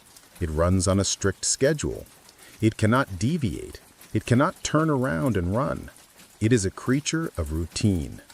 And anything with a routine has a weakness. He began his own quiet investigation. He did not use computers or high-tech surveillance. He used the old ways. He used his eyes and his ears. He would drive the roads that ran parallel to the railway tracks. He would park his car on a high hill overlooking the line and watch the train pass, a string of yellow lights moving through the darkness. He noted its speed. He counted its carriages. He learned its sounds, the particular rhythm of its engine, the lonely call of its whistle as it approached a crossing. He sent others, his most trusted men, to learn more. One took a job as a cleaner at the Dublin station, just for a few weeks. He swept the platforms and emptied the bins, and he listened. He learned which nights the security seemed heavier. He saw the special mail van being loaded, the heavy canvas bags being carried aboard by post office officials under the watchful eyes of guards. Another man, one of the farmers, had land that bordered the railway line. He would mend his fences late in the evening, long after the other farmers had gone home. He would stand in the fading light, a silent observer, as the train rumbled past his fields. He became as familiar with its passing as he was with the rising of the moon. They gathered the details, small and seemingly insignificant. The type of locks used on the mail van doors, the number of staff in the engine, the exact time the train passed certain landmarks, an old stone bridge, a crossroads, a derelict chapel on a hill. Each detail was a small stone, and the planner was slowly, patiently building a foundation. He sat in the pub, the untouched whiskey still in his hand, and he looked at the young, eager faces around him. He knew what he was asking of them. This was not a simple robbery. It was an act of defiance. It was dangerous, but he also saw the belief in their eyes. They trusted him to lead them through the dark. "We need a place," he said, his voice barely disturbing the air. "A place where the train is slow, a place that is far from any house, a place where the road is close but hidden." The conversation that followed was not about money or glory. It was about geography. It was about old maps spread out on the table under the dim pub light. It was about men who knew every curve of every road, every dip in every field, every forgotten track that was used only by farmers and their tractors. They were looking for a stage, a perfect, isolated stage for the drama they were about to perform. And as the fire and the hearth burned low, and the pub owner began to stack chairs on tables, they believed they had found it. A lonely bend in the track, nestled between a thick forest and a small, fast-flowing river. A place the modern world had forgotten. A perfect place to stop a train. The planning phase was a slow, deliberate dance that unfolded over many weeks, hidden in the mundane rhythms of everyday life. To an outsider, nothing had changed. The planner still took his evening walks. The farmers still tended their fields. But beneath the surface, a complex machine was being assembled, piece by carefully chosen piece. The location they had chosen was near a small village called Sallins, in County Kildare. It was a place of quiet beauty. Imagine the railway line there. It cuts through the landscape like a clean gray line drawn on a green canvas. On one side, a dense wood of old, gnarled trees. On the other, fields that sloped down to a dark, whispering river. The road they needed was a narrow lane, barely wide enough for one car, hidden from the main thoroughfare by a high hedge. It was a place where a person could wait, unseen, for hours. The planner visited this spot many times. He never went with the others. He always went alone, usually at dusk, when the light was soft and the shadows grew long. He would walk the tracks himself. He would feel the cold, hard steel of the rails under his feet. He would stand in the middle of the line and close his eyes, listening. He was listening for the sounds of the place, the rustle of leaves in the forest, the gentle murmur of the river, the cry of a distant bird. He needed to know if there were any unexpected noises, any signs of life that were not on his map. He was learning the silence of the place, so he would recognize any sound that broke it. Once he was satisfied with the location, the next step was the method. How do you stop a train? A barricade was too obvious, too messy. It could be seen from a distance. The planner wanted something more subtle, more precise. He wanted the train to stop for a reason it could not ignore. He decided they would remove a section of the rail. Not a large piece, not enough to cause a catastrophic derailment. Just enough to create a gap, an impossibility that would force the driver to bring his machine to a halt. This required a specialist. One of the men on the team was a former railway worker, dismissed for drinking. He was a man with a grudge, but he knew the railway inside and out. He knew which tools were needed, a heavy wrench to undo the bolts, a crowbar to pry the rail from the wooden sleepers. He knew how much time it would take. He practiced in a disused railway yard, in the dead of night, his movements becoming faster, more efficient with each rehearsal. He was reclaiming a lost skill for a new purpose. Next, the team itself. The planner chose them with the care of a master craftsman selecting his tools. He did not want hotheads or boasters. He wanted quiet, steady men. He needed a team of about 7 or 8. 2 men for the engine to control the driver and his assistant. 3 men for the mail van, the strongest ones, to handle the heavy doors and the safe. 2 men as lookouts, positioned at either end of the stopped train, armed with walkie-talkies to warn of any approaching danger, and 1 man to stay with the vehicles to ensure the escape was ready. Each man was trained for his specific role. They rehearsed in an abandoned barn, using chalk outlines on the floor to represent the train's carriages. They went over the plan again and again, until every movement was automatic, every action committed to muscle memory. The planner would watch them, his expression unreadable. He would correct a misplaced footstep, a moment of hesitation. He demanded perfection, not because he was a tyrant, but because he knew that in the real event, a single mistake could be the difference between success and failure, between freedom and a lifetime in prison. The question of weapons was discussed. The planner was adamant. The goal was the money, not bloodshed. Guns would be carried for intimidation, but he gave a strict order. They were not to be used unless absolutely necessary. The primary weapon was to be surprise, speed, and the overwhelming force of their presence. They would control the situation with their confidence, not with violence. Finally, the escape. This was perhaps the most critical part of the plan. It was where most heists failed. They secured 3 cars, not flashy cars, but common, forgettable models. A Ford Cortina, an Austin 1100, the kinds of cars you saw on every road in Ireland. The license plates were fake, meticulously created by a man who worked in a print shop. They planned the route away from the scene, not the main roads. They would use a web of tiny back lanes, known as barreens, that crisscrossed the countryside. They would drive for miles in the opposite direction of their true destination before doubling back. They planned to switch cars twice, leaving the first 2 vehicles abandoned in places where they would not be found for days. The safe house was a derelict farmhouse, miles from anywhere, with no close neighbors. It had been empty for years.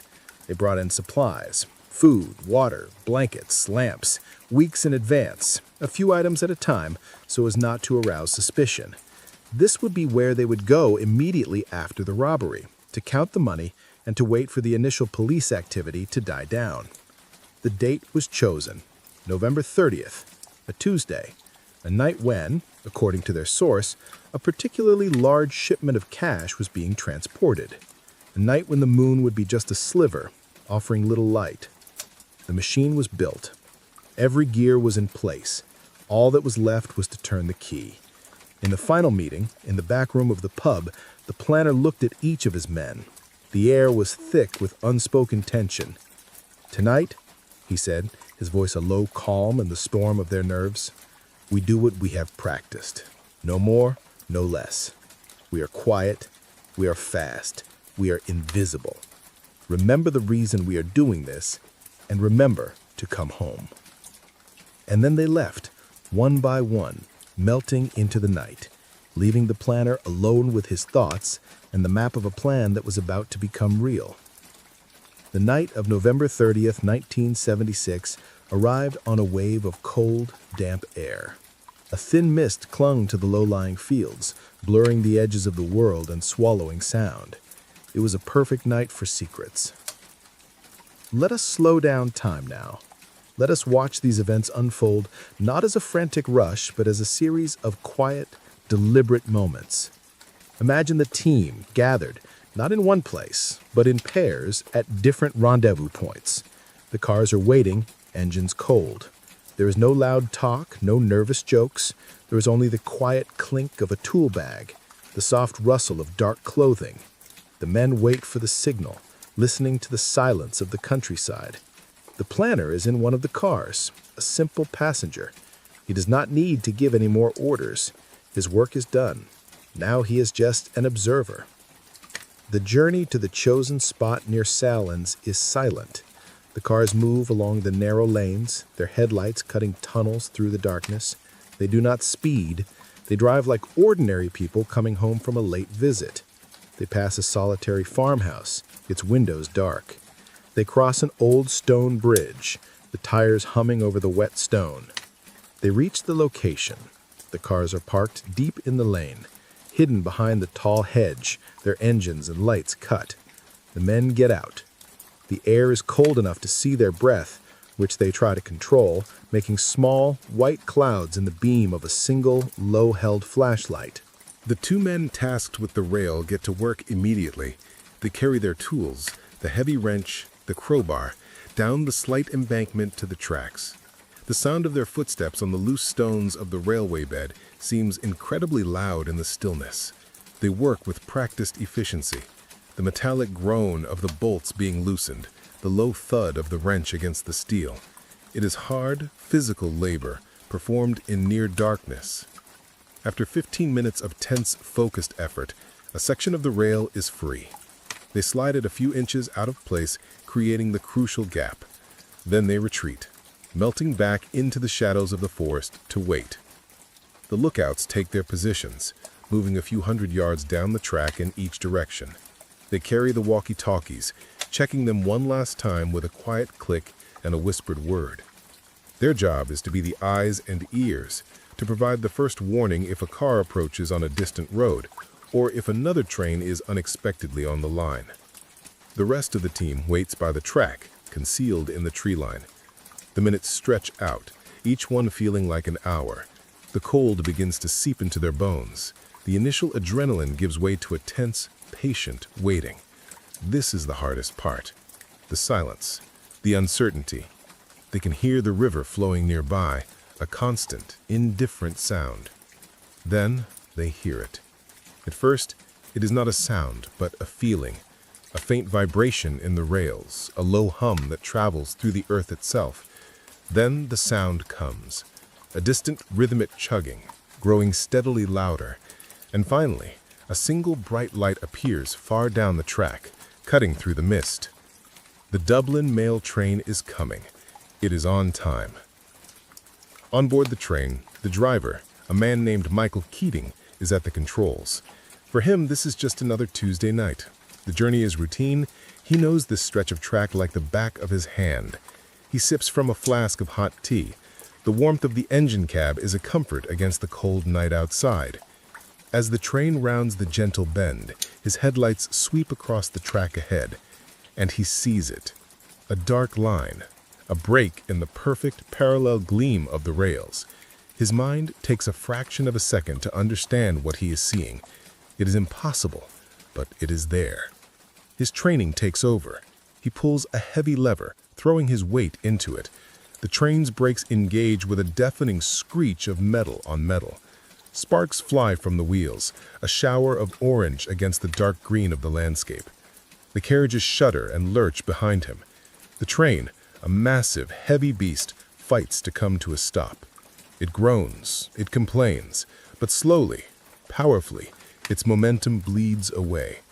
It comes to a halt just feet from the gap in the rail. In the sudden, ringing silence that follows, the train's engine hisses steam into the cold air. For a moment, nothing happens. The driver and his firemen stare at the broken track, bewildered, trying to comprehend the situation. And then, the shadows move. From the darkness of the trees, the figures emerge. They are dressed in dark boiler suits and balaclavas, their faces completely hidden. They move quickly, with purpose. Two of them climb up into the engine cab. They do not shout. One of them holds a small handgun, holding it low, almost apologetically. Nobody is going to get hurt. Do exactly as you are told. The driver and the firemen, shocked and unarmed, can do nothing but comply. Their hands are tied behind their backs with plastic cords. They are led out of the cab and onto the gravel of the railway bed. Simultaneously, the other members of the team move down the length of the train. They head directly for the mail van. Inside this carriage are several post office workers sorting the mail. They had been thrown about by the sudden stop and were just picking themselves up when the side door of the van is wrenched open. The robbers are there, their masked faces filling the doorway. The postal workers are rounded up, their hands also tied. They are treated with the same detached, quiet efficiency. No threats, just firm instructions.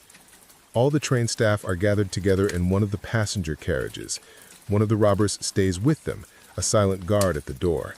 They are told to lie on the floor and not to look up.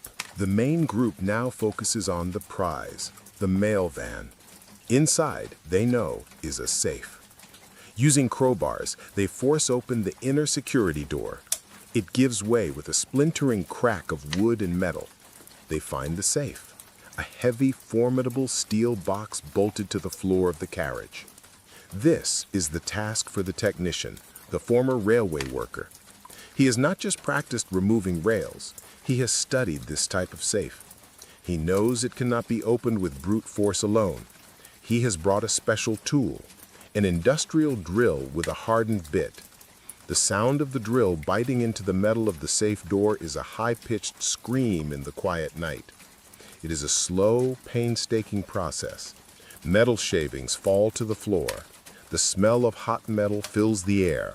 The planner stands in the doorway of the van, a stopwatch in his hand, his eyes on the man with the drill. Every second counts. Finally, with a loud click, the lock mechanism breaks. The heavy door of the safe is pulled open, and there they are. Canvas bags, dozens of them. They are sealed with wax and string.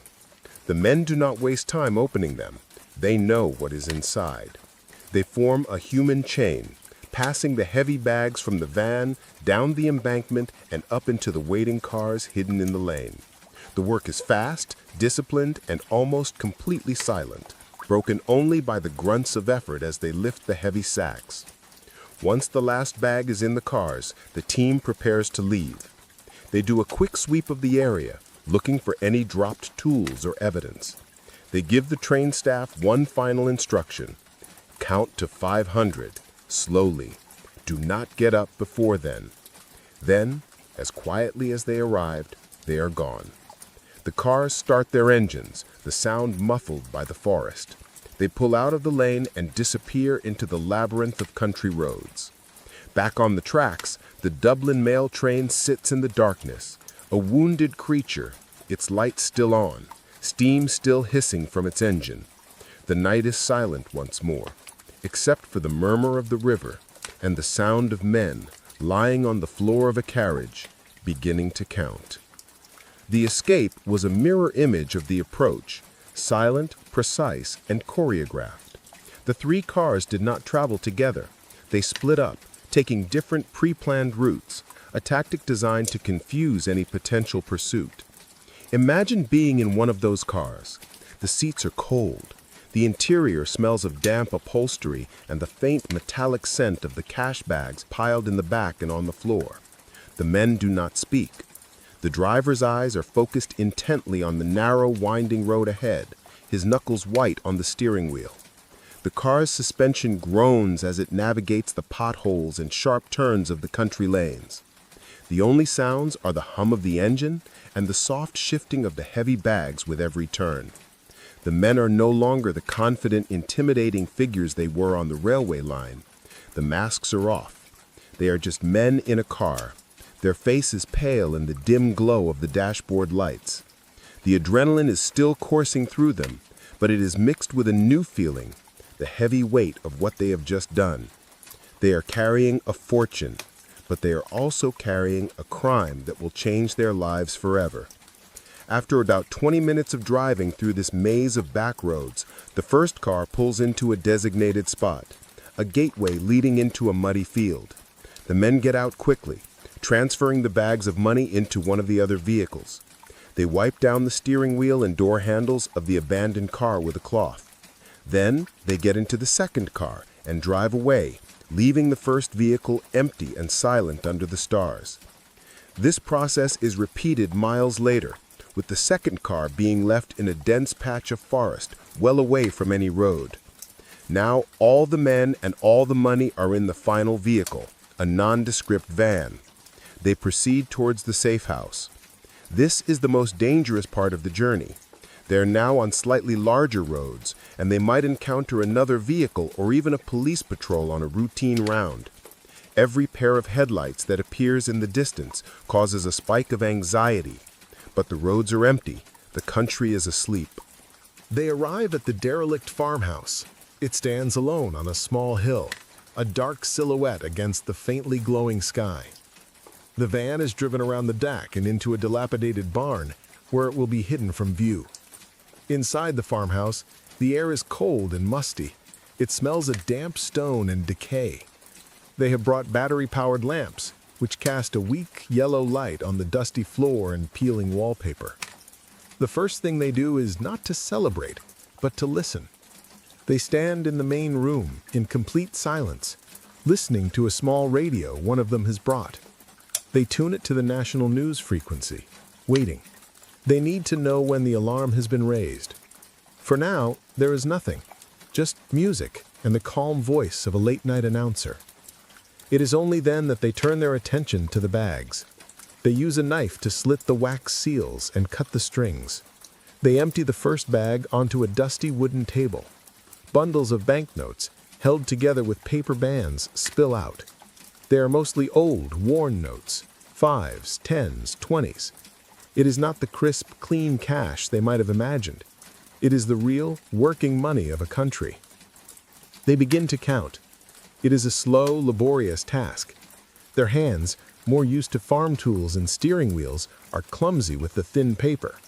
They make piles, piles for each denomination. The piles grow into small mountains of cash on the table, on the chairs, on the floor. The sheer volume of it is overwhelming. It is more money than any of them have ever seen in their lives. The initial estimates they had heard were in the hundreds of thousands of Irish pounds. The reality, they are beginning to realize, might even be greater. It is during this process that the small mistake happens, the one loose thread that the planner, for all his meticulousness, could not have foreseen.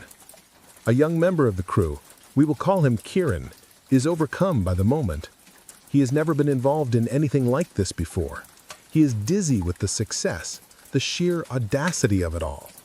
As he counts a bundle of 5-pound notes, he slips one into his pocket. Just one. A souvenir, a trophy to prove to himself that this night was real. It is a small act of vanity, a foolish human impulse. In a room filled with millions, one small note seems insignificant, but it is a breach of the planner's strictest rule. Nothing is to be taken until it is distributed. No one sees him do it. The note, warm from his hand, settles in his pocket. Hours pass. The counting continues. The sun will be rising soon. Finally, the radio crackles. A news flash. The announcer's calm voice is replaced by one that is more urgent. He speaks of a train, the Dublin mail train, stopped near Solins.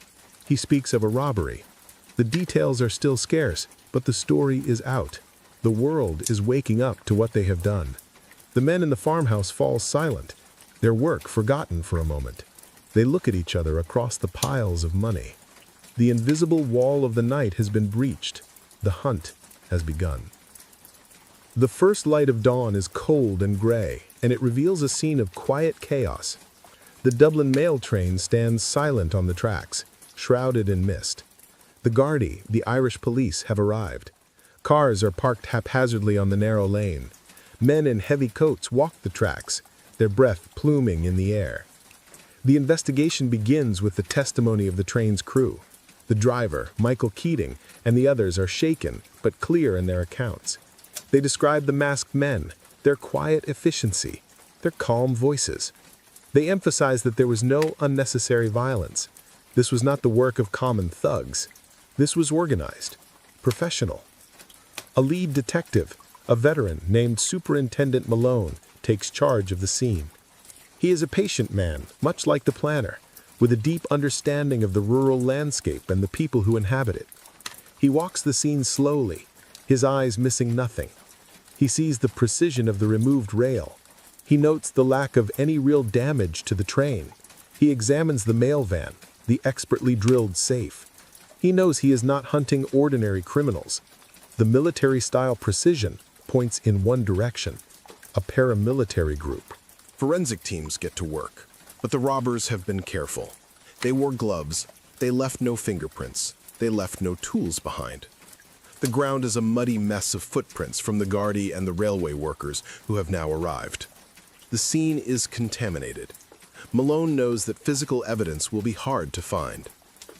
The news of the robbery spreads like wildfire.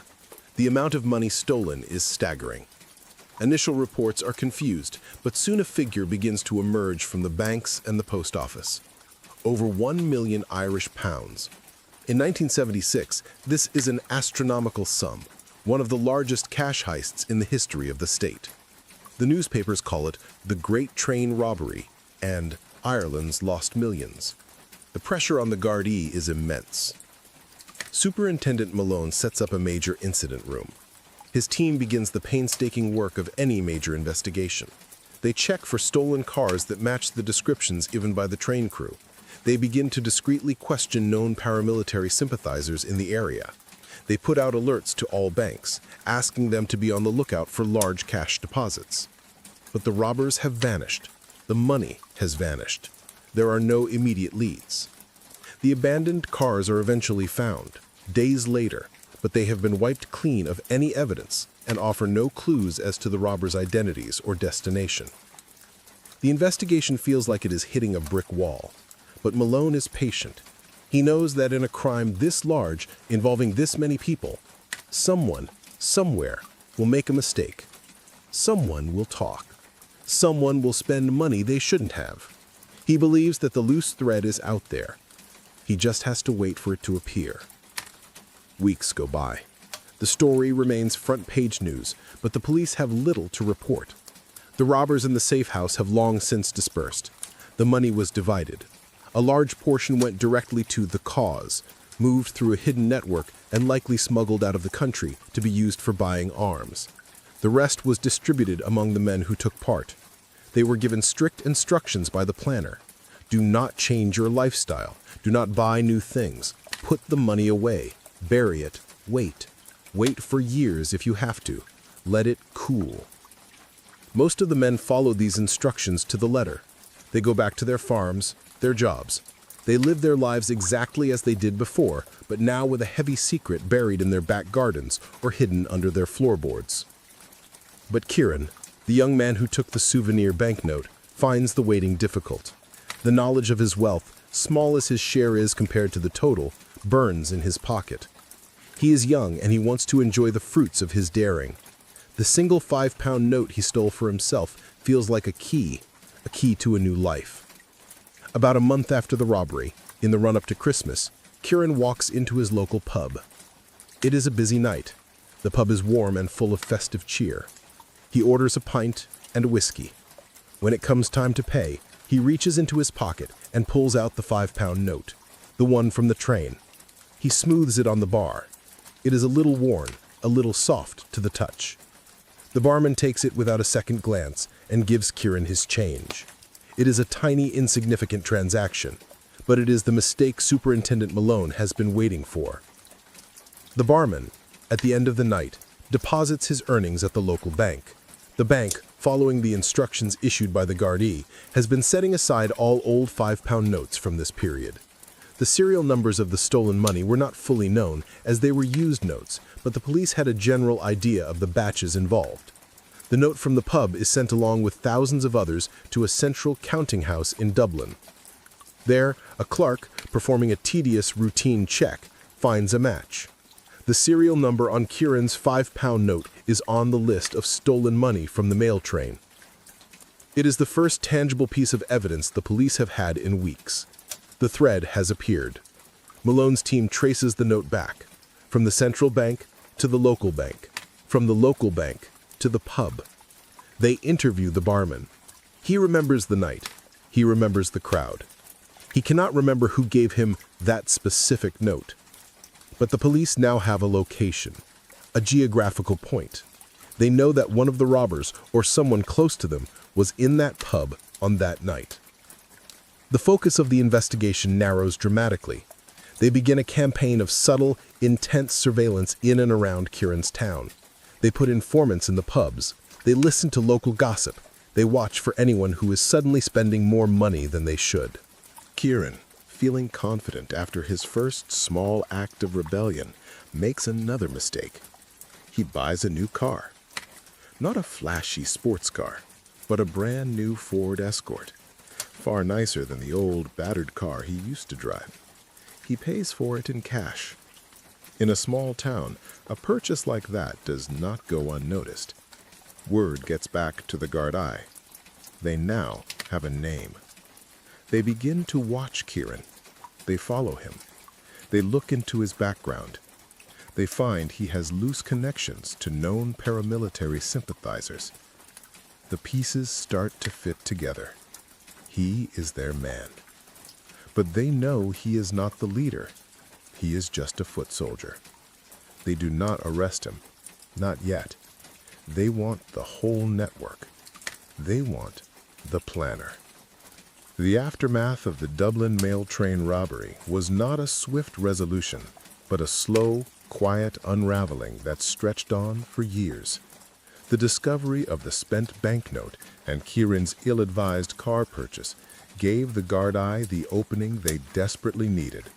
But the organization behind the heist was resilient and deeply cautious. The planner, with his network of eyes and ears, heard the whispers long before the police made their move. He heard about the increased Gardaí presence in Kieran's town. He heard the rumors about a young man with sudden, unexplained wealth. He knew, with a cold, sinking certainty, that a leak had been sprung. He did not panic. His movements remained methodical.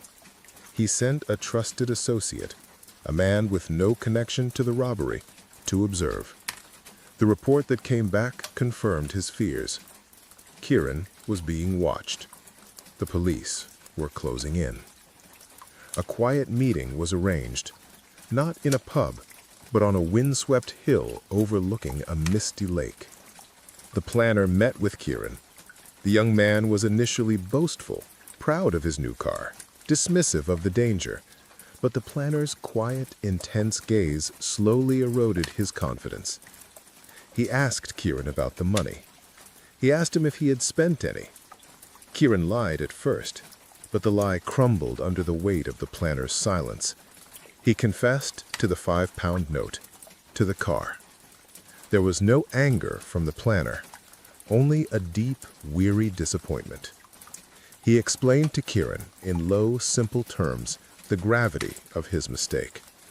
He had not just endangered himself, he had endangered everyone. He had betrayed their trust. What happened next is shrouded in the ambiguity of the past. There was no dramatic retribution in the style of a gangster film. Instead, the organization acted to protect itself. Kieran was given a stark choice. He could face the police and the long prison sentence that would follow, or he could disappear. He was given a ticket for the ferry to England and a small amount of money. He was told to build a new life, to never contact his family again, to never return to Ireland. That night, Kieran walked out of his home, leaving the new car in the driveway, and was never officially seen again. He became a ghost, another casualty of the cause he had tried to serve. For the Gardaí, Kieran's sudden disappearance was both a victory and a defeat. It confirmed he was involved, but it also meant their primary lead had vanished. The trail had gone cold again. They made several arrests of known paramilitary figures in the region, hoping to pressure them into talking, but the wall of silence was absolute. No one broke, no one confessed.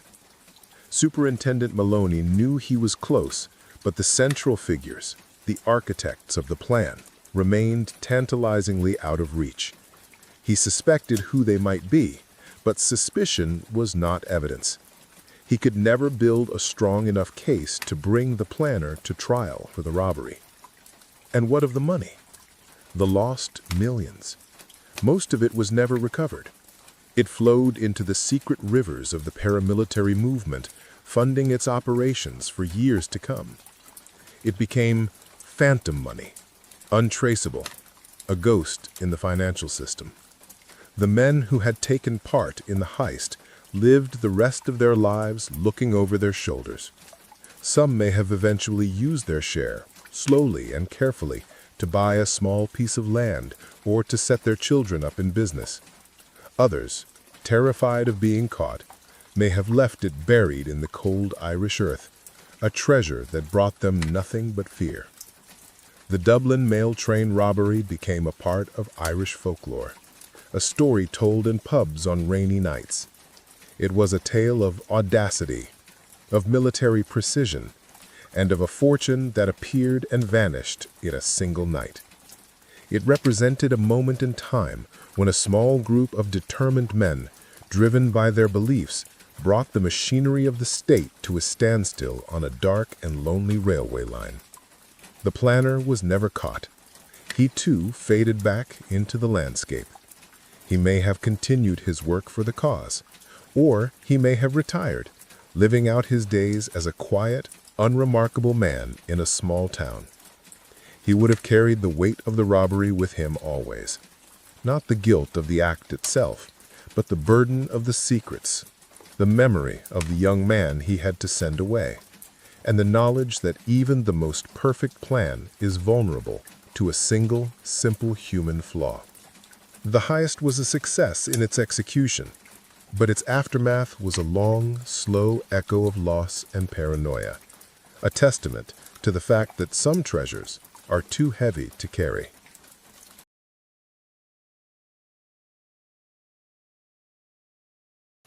The workshop is hidden in the winding cobblestone streets of La Candelaria, Bogotá's old historic heart.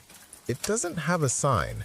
To the outside world, it is just another weathered wooden door, painted a deep colonial blue, its paint flaking with age.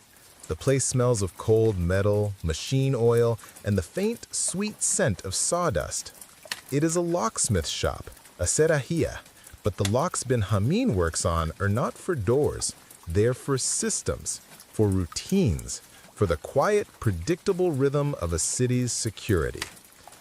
Benjamin sits at a large wooden workbench under the steady, focused glow of a single desk lamp. He is a man in his 50s, with the lean, patient hands of a craftsman and the calm, analytical eyes of an architect, which he once was. He has a way of moving that is utterly deliberate. When he picks up a tool, it is with purpose. When he sets it down, it is without a sound.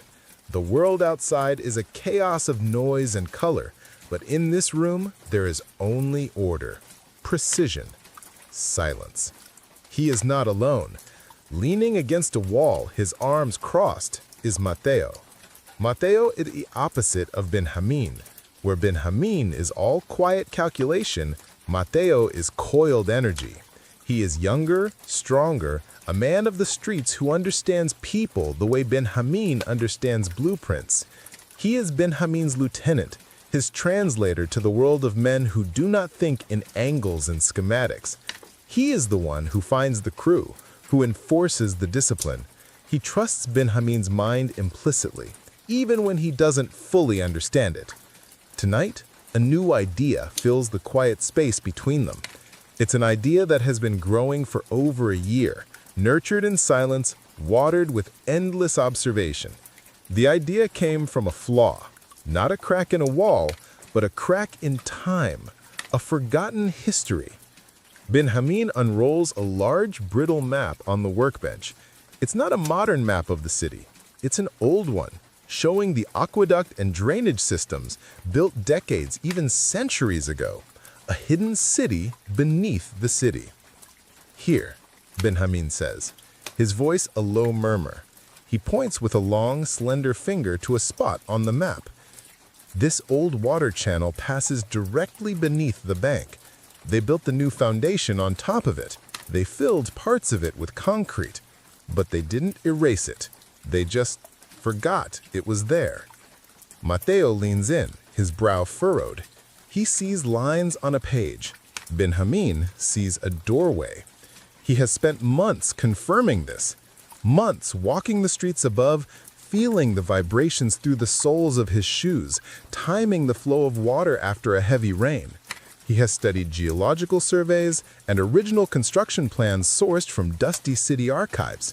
He knows this forgotten tunnel better than the men who built the bank on top of it. The plan is not to break in.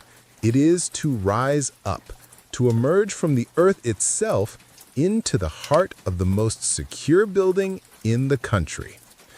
The conversation is not about money, not yet. It's about logistics, about the composition of the vault's floor, a mix of reinforced concrete and steel, about the seismic sensors, about the exact decibel level that would trigger an alert, about the specific blend of sand and gravel needed to muffle the sound of a drill. Mateo listens. He understands the goal, if not the method. And the men? Benjamin looks up from the map, his eyes adjusting to the dim light of the room. We don't need soldiers, Mateo. We need artists. We need a man who can listen to stone and know where it is weakest. We need a man who can move through darkness as if he were born in it. There's a pause. The only sound is the gentle hiss of the rain outside. This is how Benjamin operates. not with threats or force, but with an attention to detail that is more unnerving than any weapon. He isn't planning a robbery. He's composing a symphony of silence. After Matteo leaves, Benjamin does not go home. He stays in the workshop, the city's map spread before him like a patient waiting for a surgeon.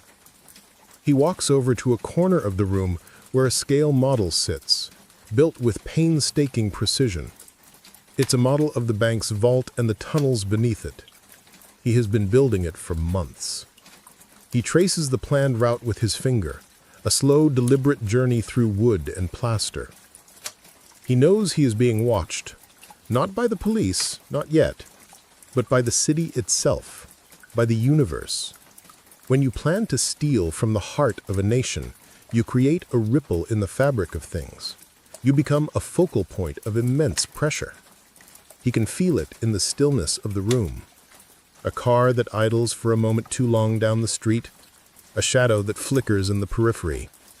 Or maybe it's just a trick of the quiet. It doesn't matter. Paranoia is just a form of heightened awareness, a tool like any other. He sits in his worn wooden chair, the city breathing its slow, rainy breath around him. A phone on the workbench buzzes once. A simple coded message from Matteo. The miner has agreed to listen. Benjamin doesn't reply. He already knows. He can hear the quiet, rhythmic sound of the plan, perfectly designed, beginning its slow, silent tick. This isn't about the money. Not really. It is about proving that any system, no matter how strong, has a flaw. It's about finding it. The art of the impossible, made real through silence and patience. He walks to the door and looks out at the rain-swept cobblestones. This is a city that knows how to keep secrets. And tonight, he has just given it a new one. A secret that is gestating in the darkness, deep in the earth, waiting for the right moment to be born. The recruitment process was a series of quiet conversations in places where listening was more important than speaking. A dimly lit cafe known for its strong dark coffee, a bench in a park overlooking the city where the wind carried words away, a corner table in a working-class restaurant where the clatter of plates and cutlery provided a curtain of sound. Benjamin was never there. These were Matteo's meetings. He found the first man, the digger, in a small mountain town a day's drive from Bogotá, an old miner they called El Viejo, the old man. He was a man whose hands were maps of a life spent underground, his knuckles thick and calloused, his fingernails permanently underlined with the earth. He had spent 40 years listening to rock, learning its language of stress and weakness.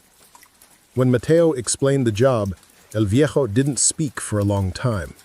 He just closed his eyes, as if picturing the concrete and steel Benjamin had described. "It will not be fast," he finally said, his voice a low gravel. "Stone has to be persuaded, not forced." He was perfect.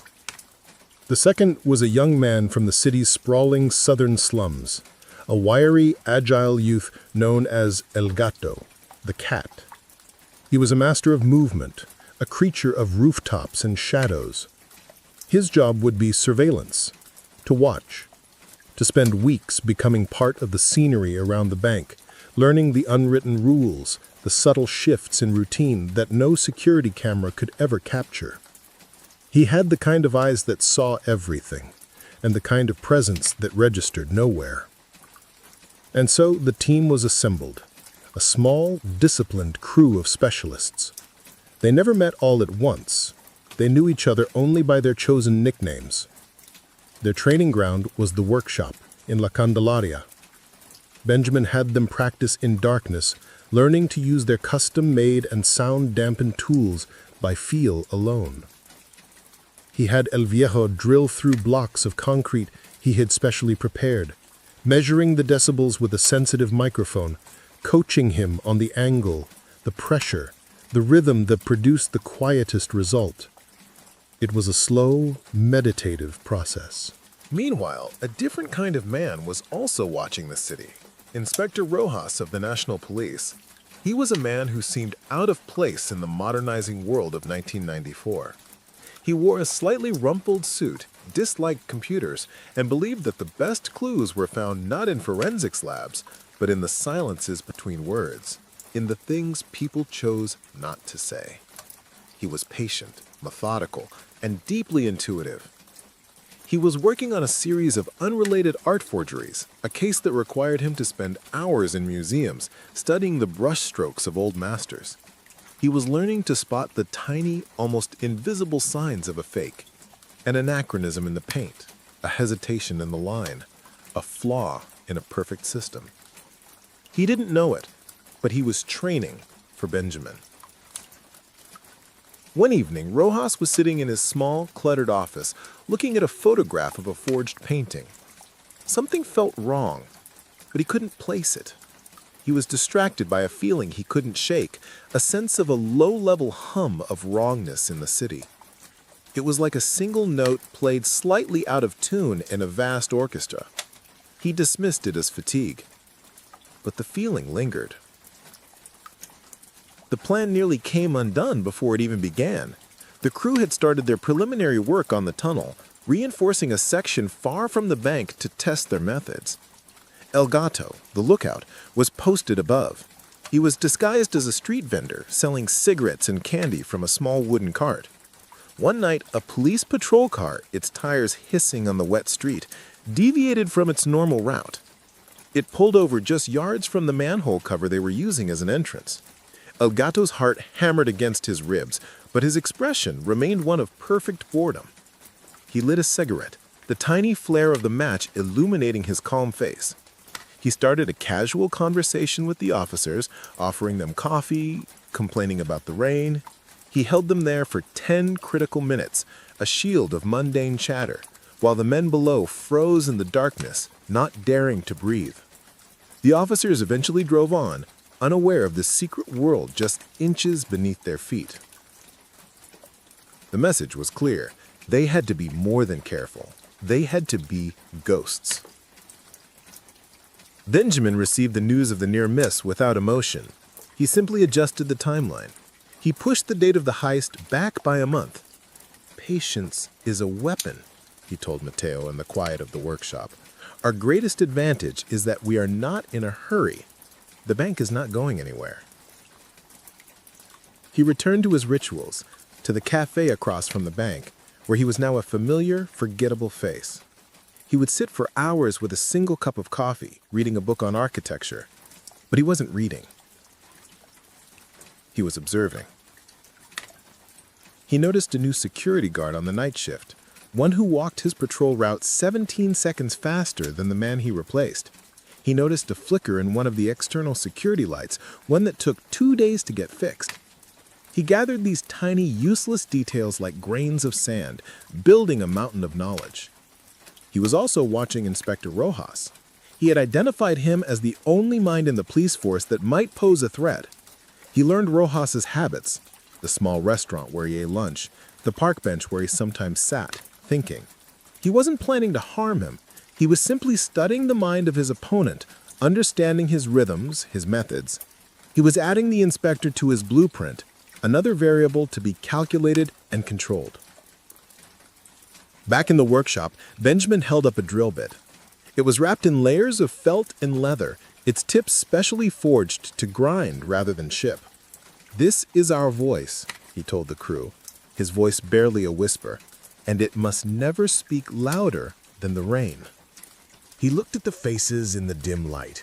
El Viejo, his face a mask of concentration. El Gato, his eyes sharp and alert. Mateo, his presence a steadying force. They were ready. The system was designed.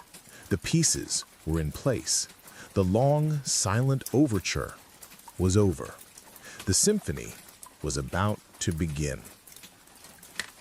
The night of the heist was chosen for its ordinariness. A Tuesday in late October.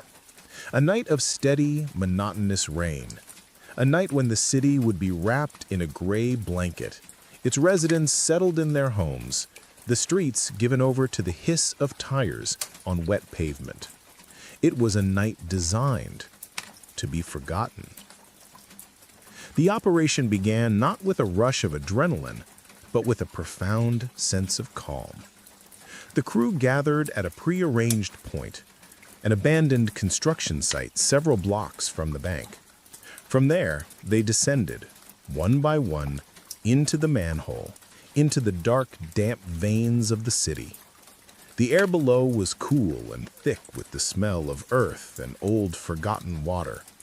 The only light came from small, low-powered headlamps, their beams cutting narrow cones through the absolute blackness.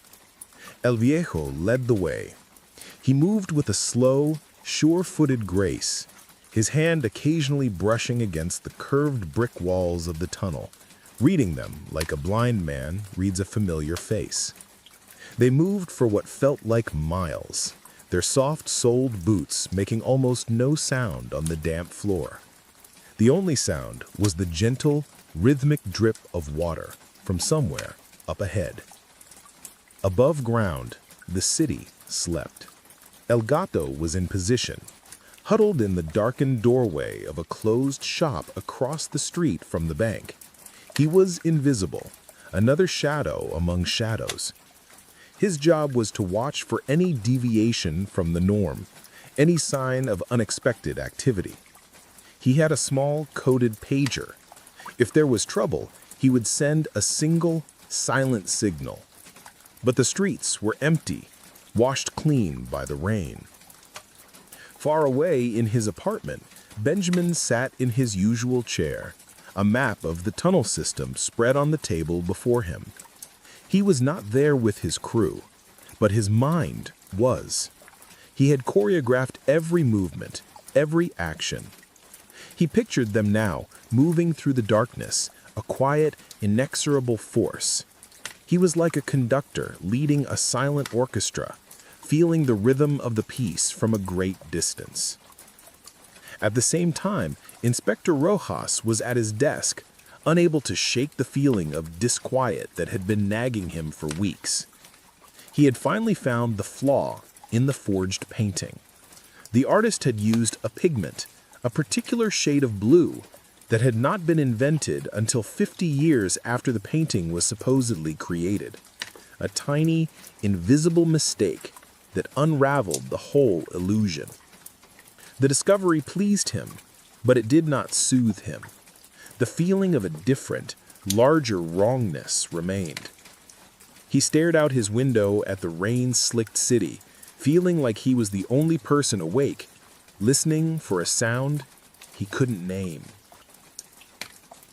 Beneath the bank, the team reached their target, a section of the tunnel where the ceiling above was the reinforced floor of the vault.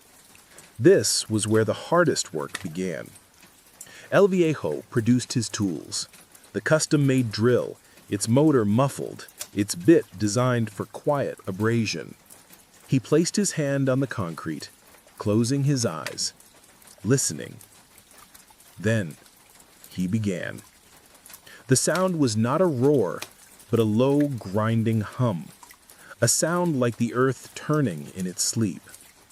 It was a sound that was instantly swallowed by the ambient noise of the city above, the rain, the distant traffic, the hum of the electrical grid.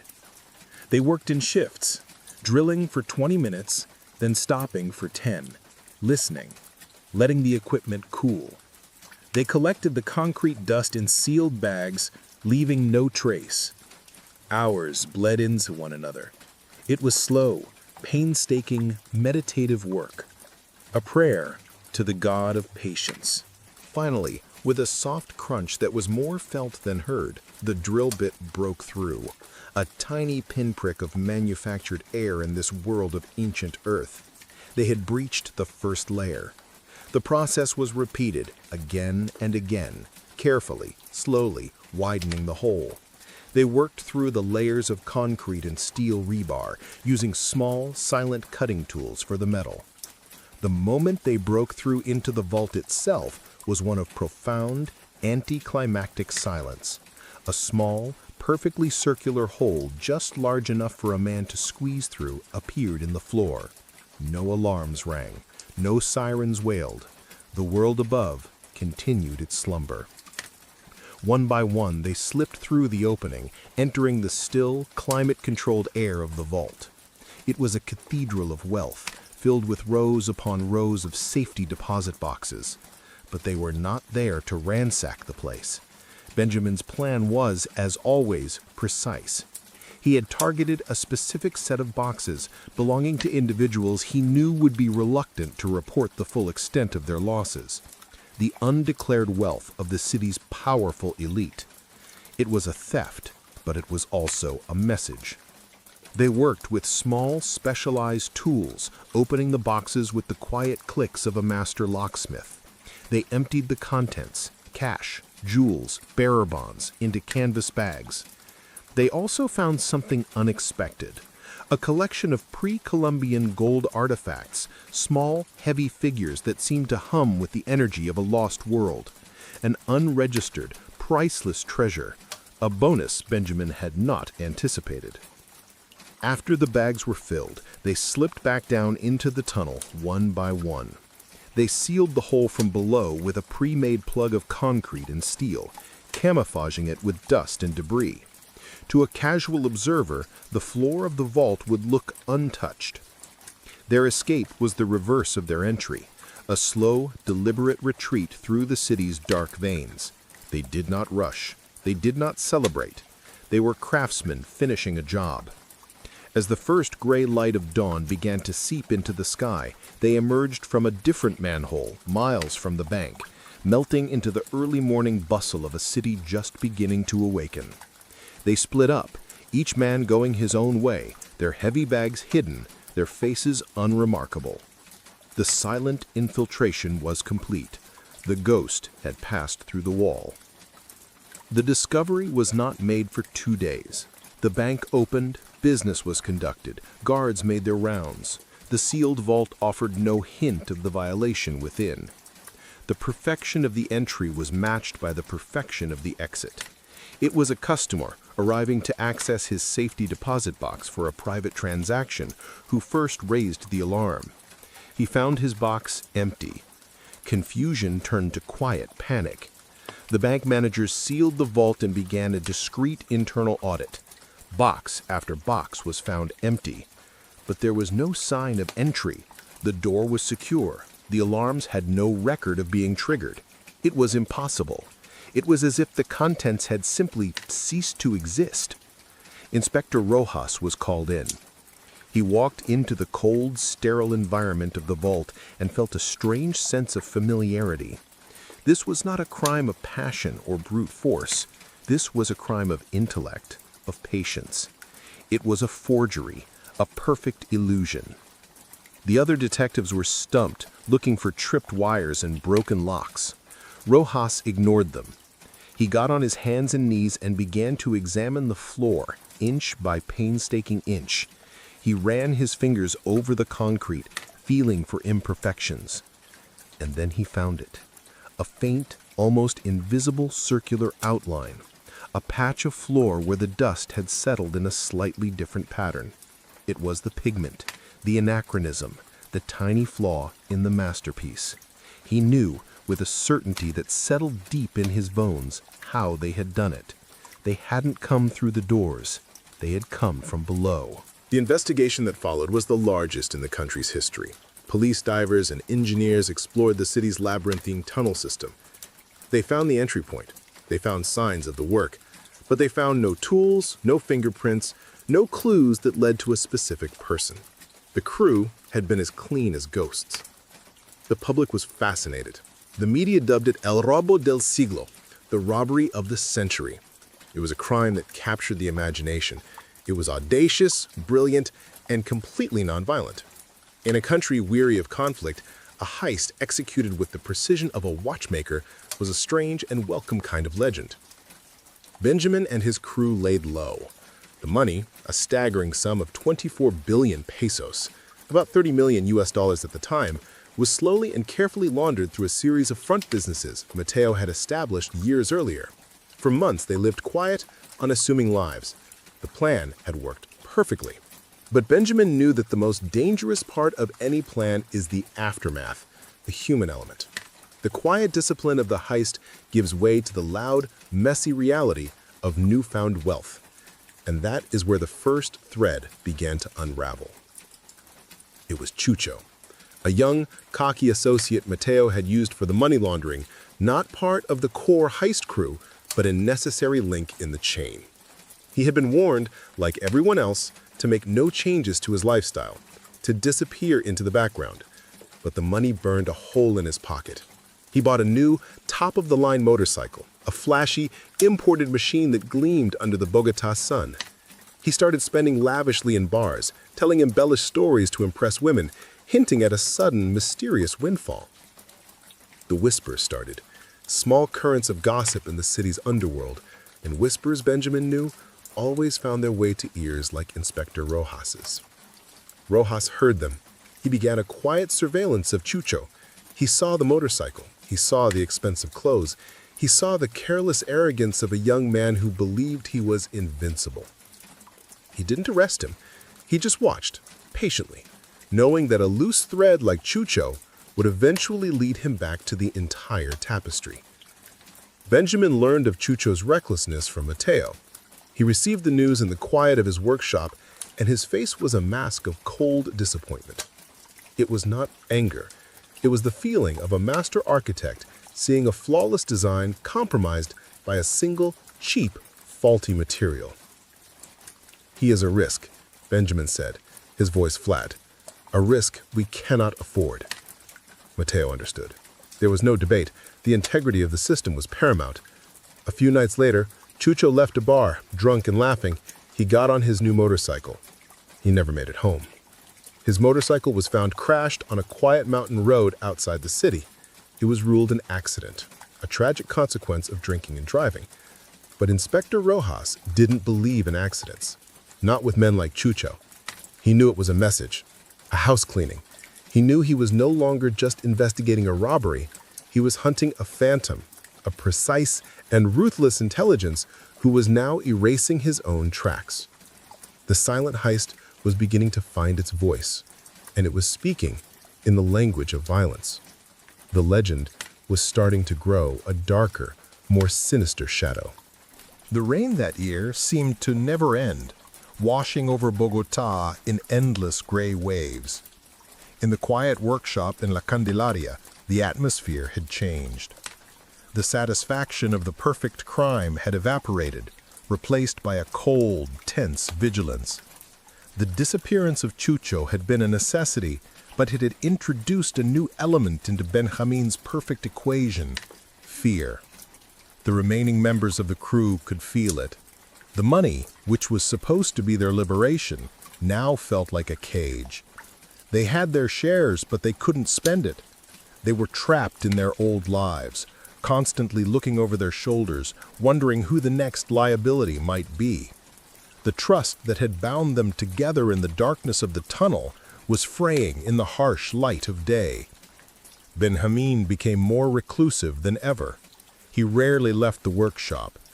He spent his days refining the locks and mechanisms on his workbench, his focus absolute, as if he could restore the purity of his plan by perfecting these small physical objects.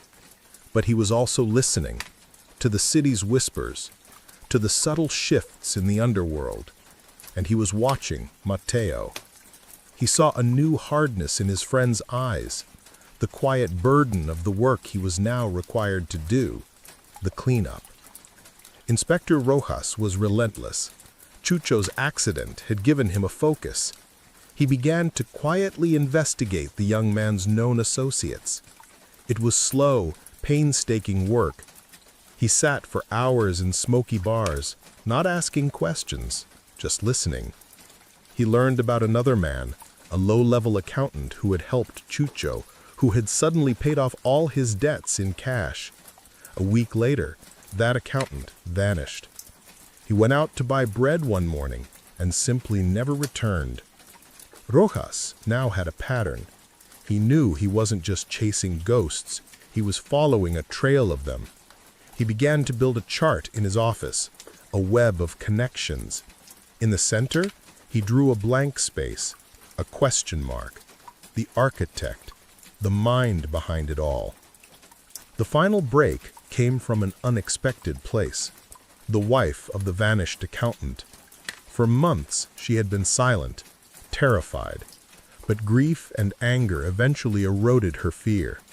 She walked into Rojas's office. She couldn't give him the architect's name, but she gave him something better. She gave him Mateo. She described the quiet, imposing man her husband had met with. She described the car he drove. For Rojas, it was the key.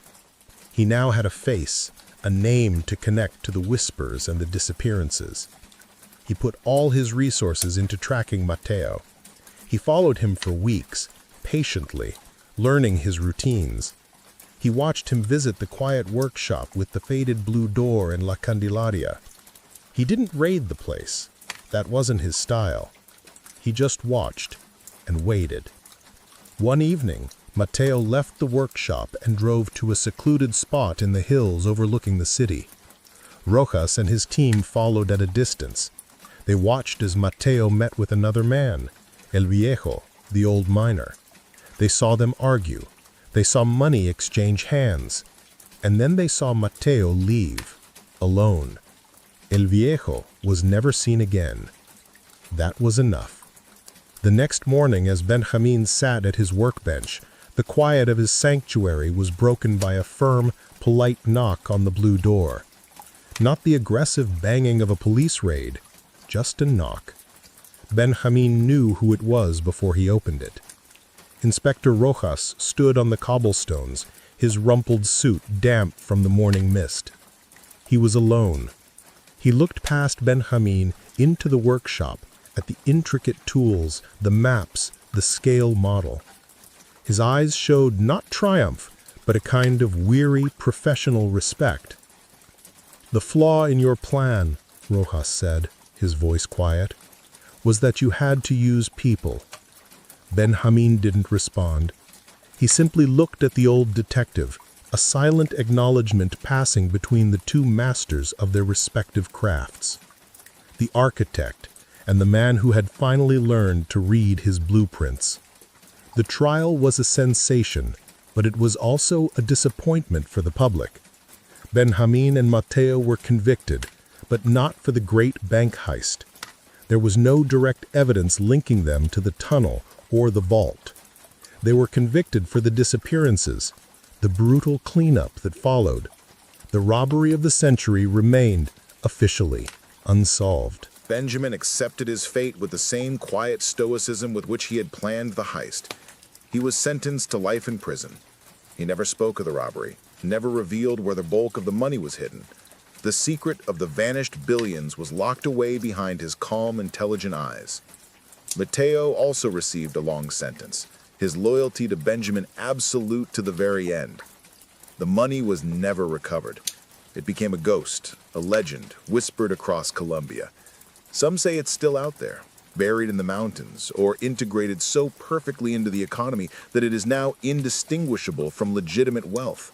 It evaporated, becoming what it had always been for Benjamin, an idea, a symbol of a perfect system, flawlessly executed, and then undone by the simple, messy, unpredictable nature of being human. Inspector Rojas retired a hero, the man who caught the phantoms. But he was never fully satisfied. He had caught the men, but the central mystery, the art of the heist itself, remained untouchable, a perfect crime whose authors he could never officially name. Sometimes, in his retirement, he would walk through La Candelaria and pass the old workshop with the blue door, which was now a tourist souvenir shop, and he would feel a quiet sense of respect for the ghost who had, for a brief, brilliant moment, passed through the walls. And so, our story comes to its quiet end. It leaves you with the sound of rain on cobblestones and a lingering question. What is the value of a perfect plan in an imperfect world?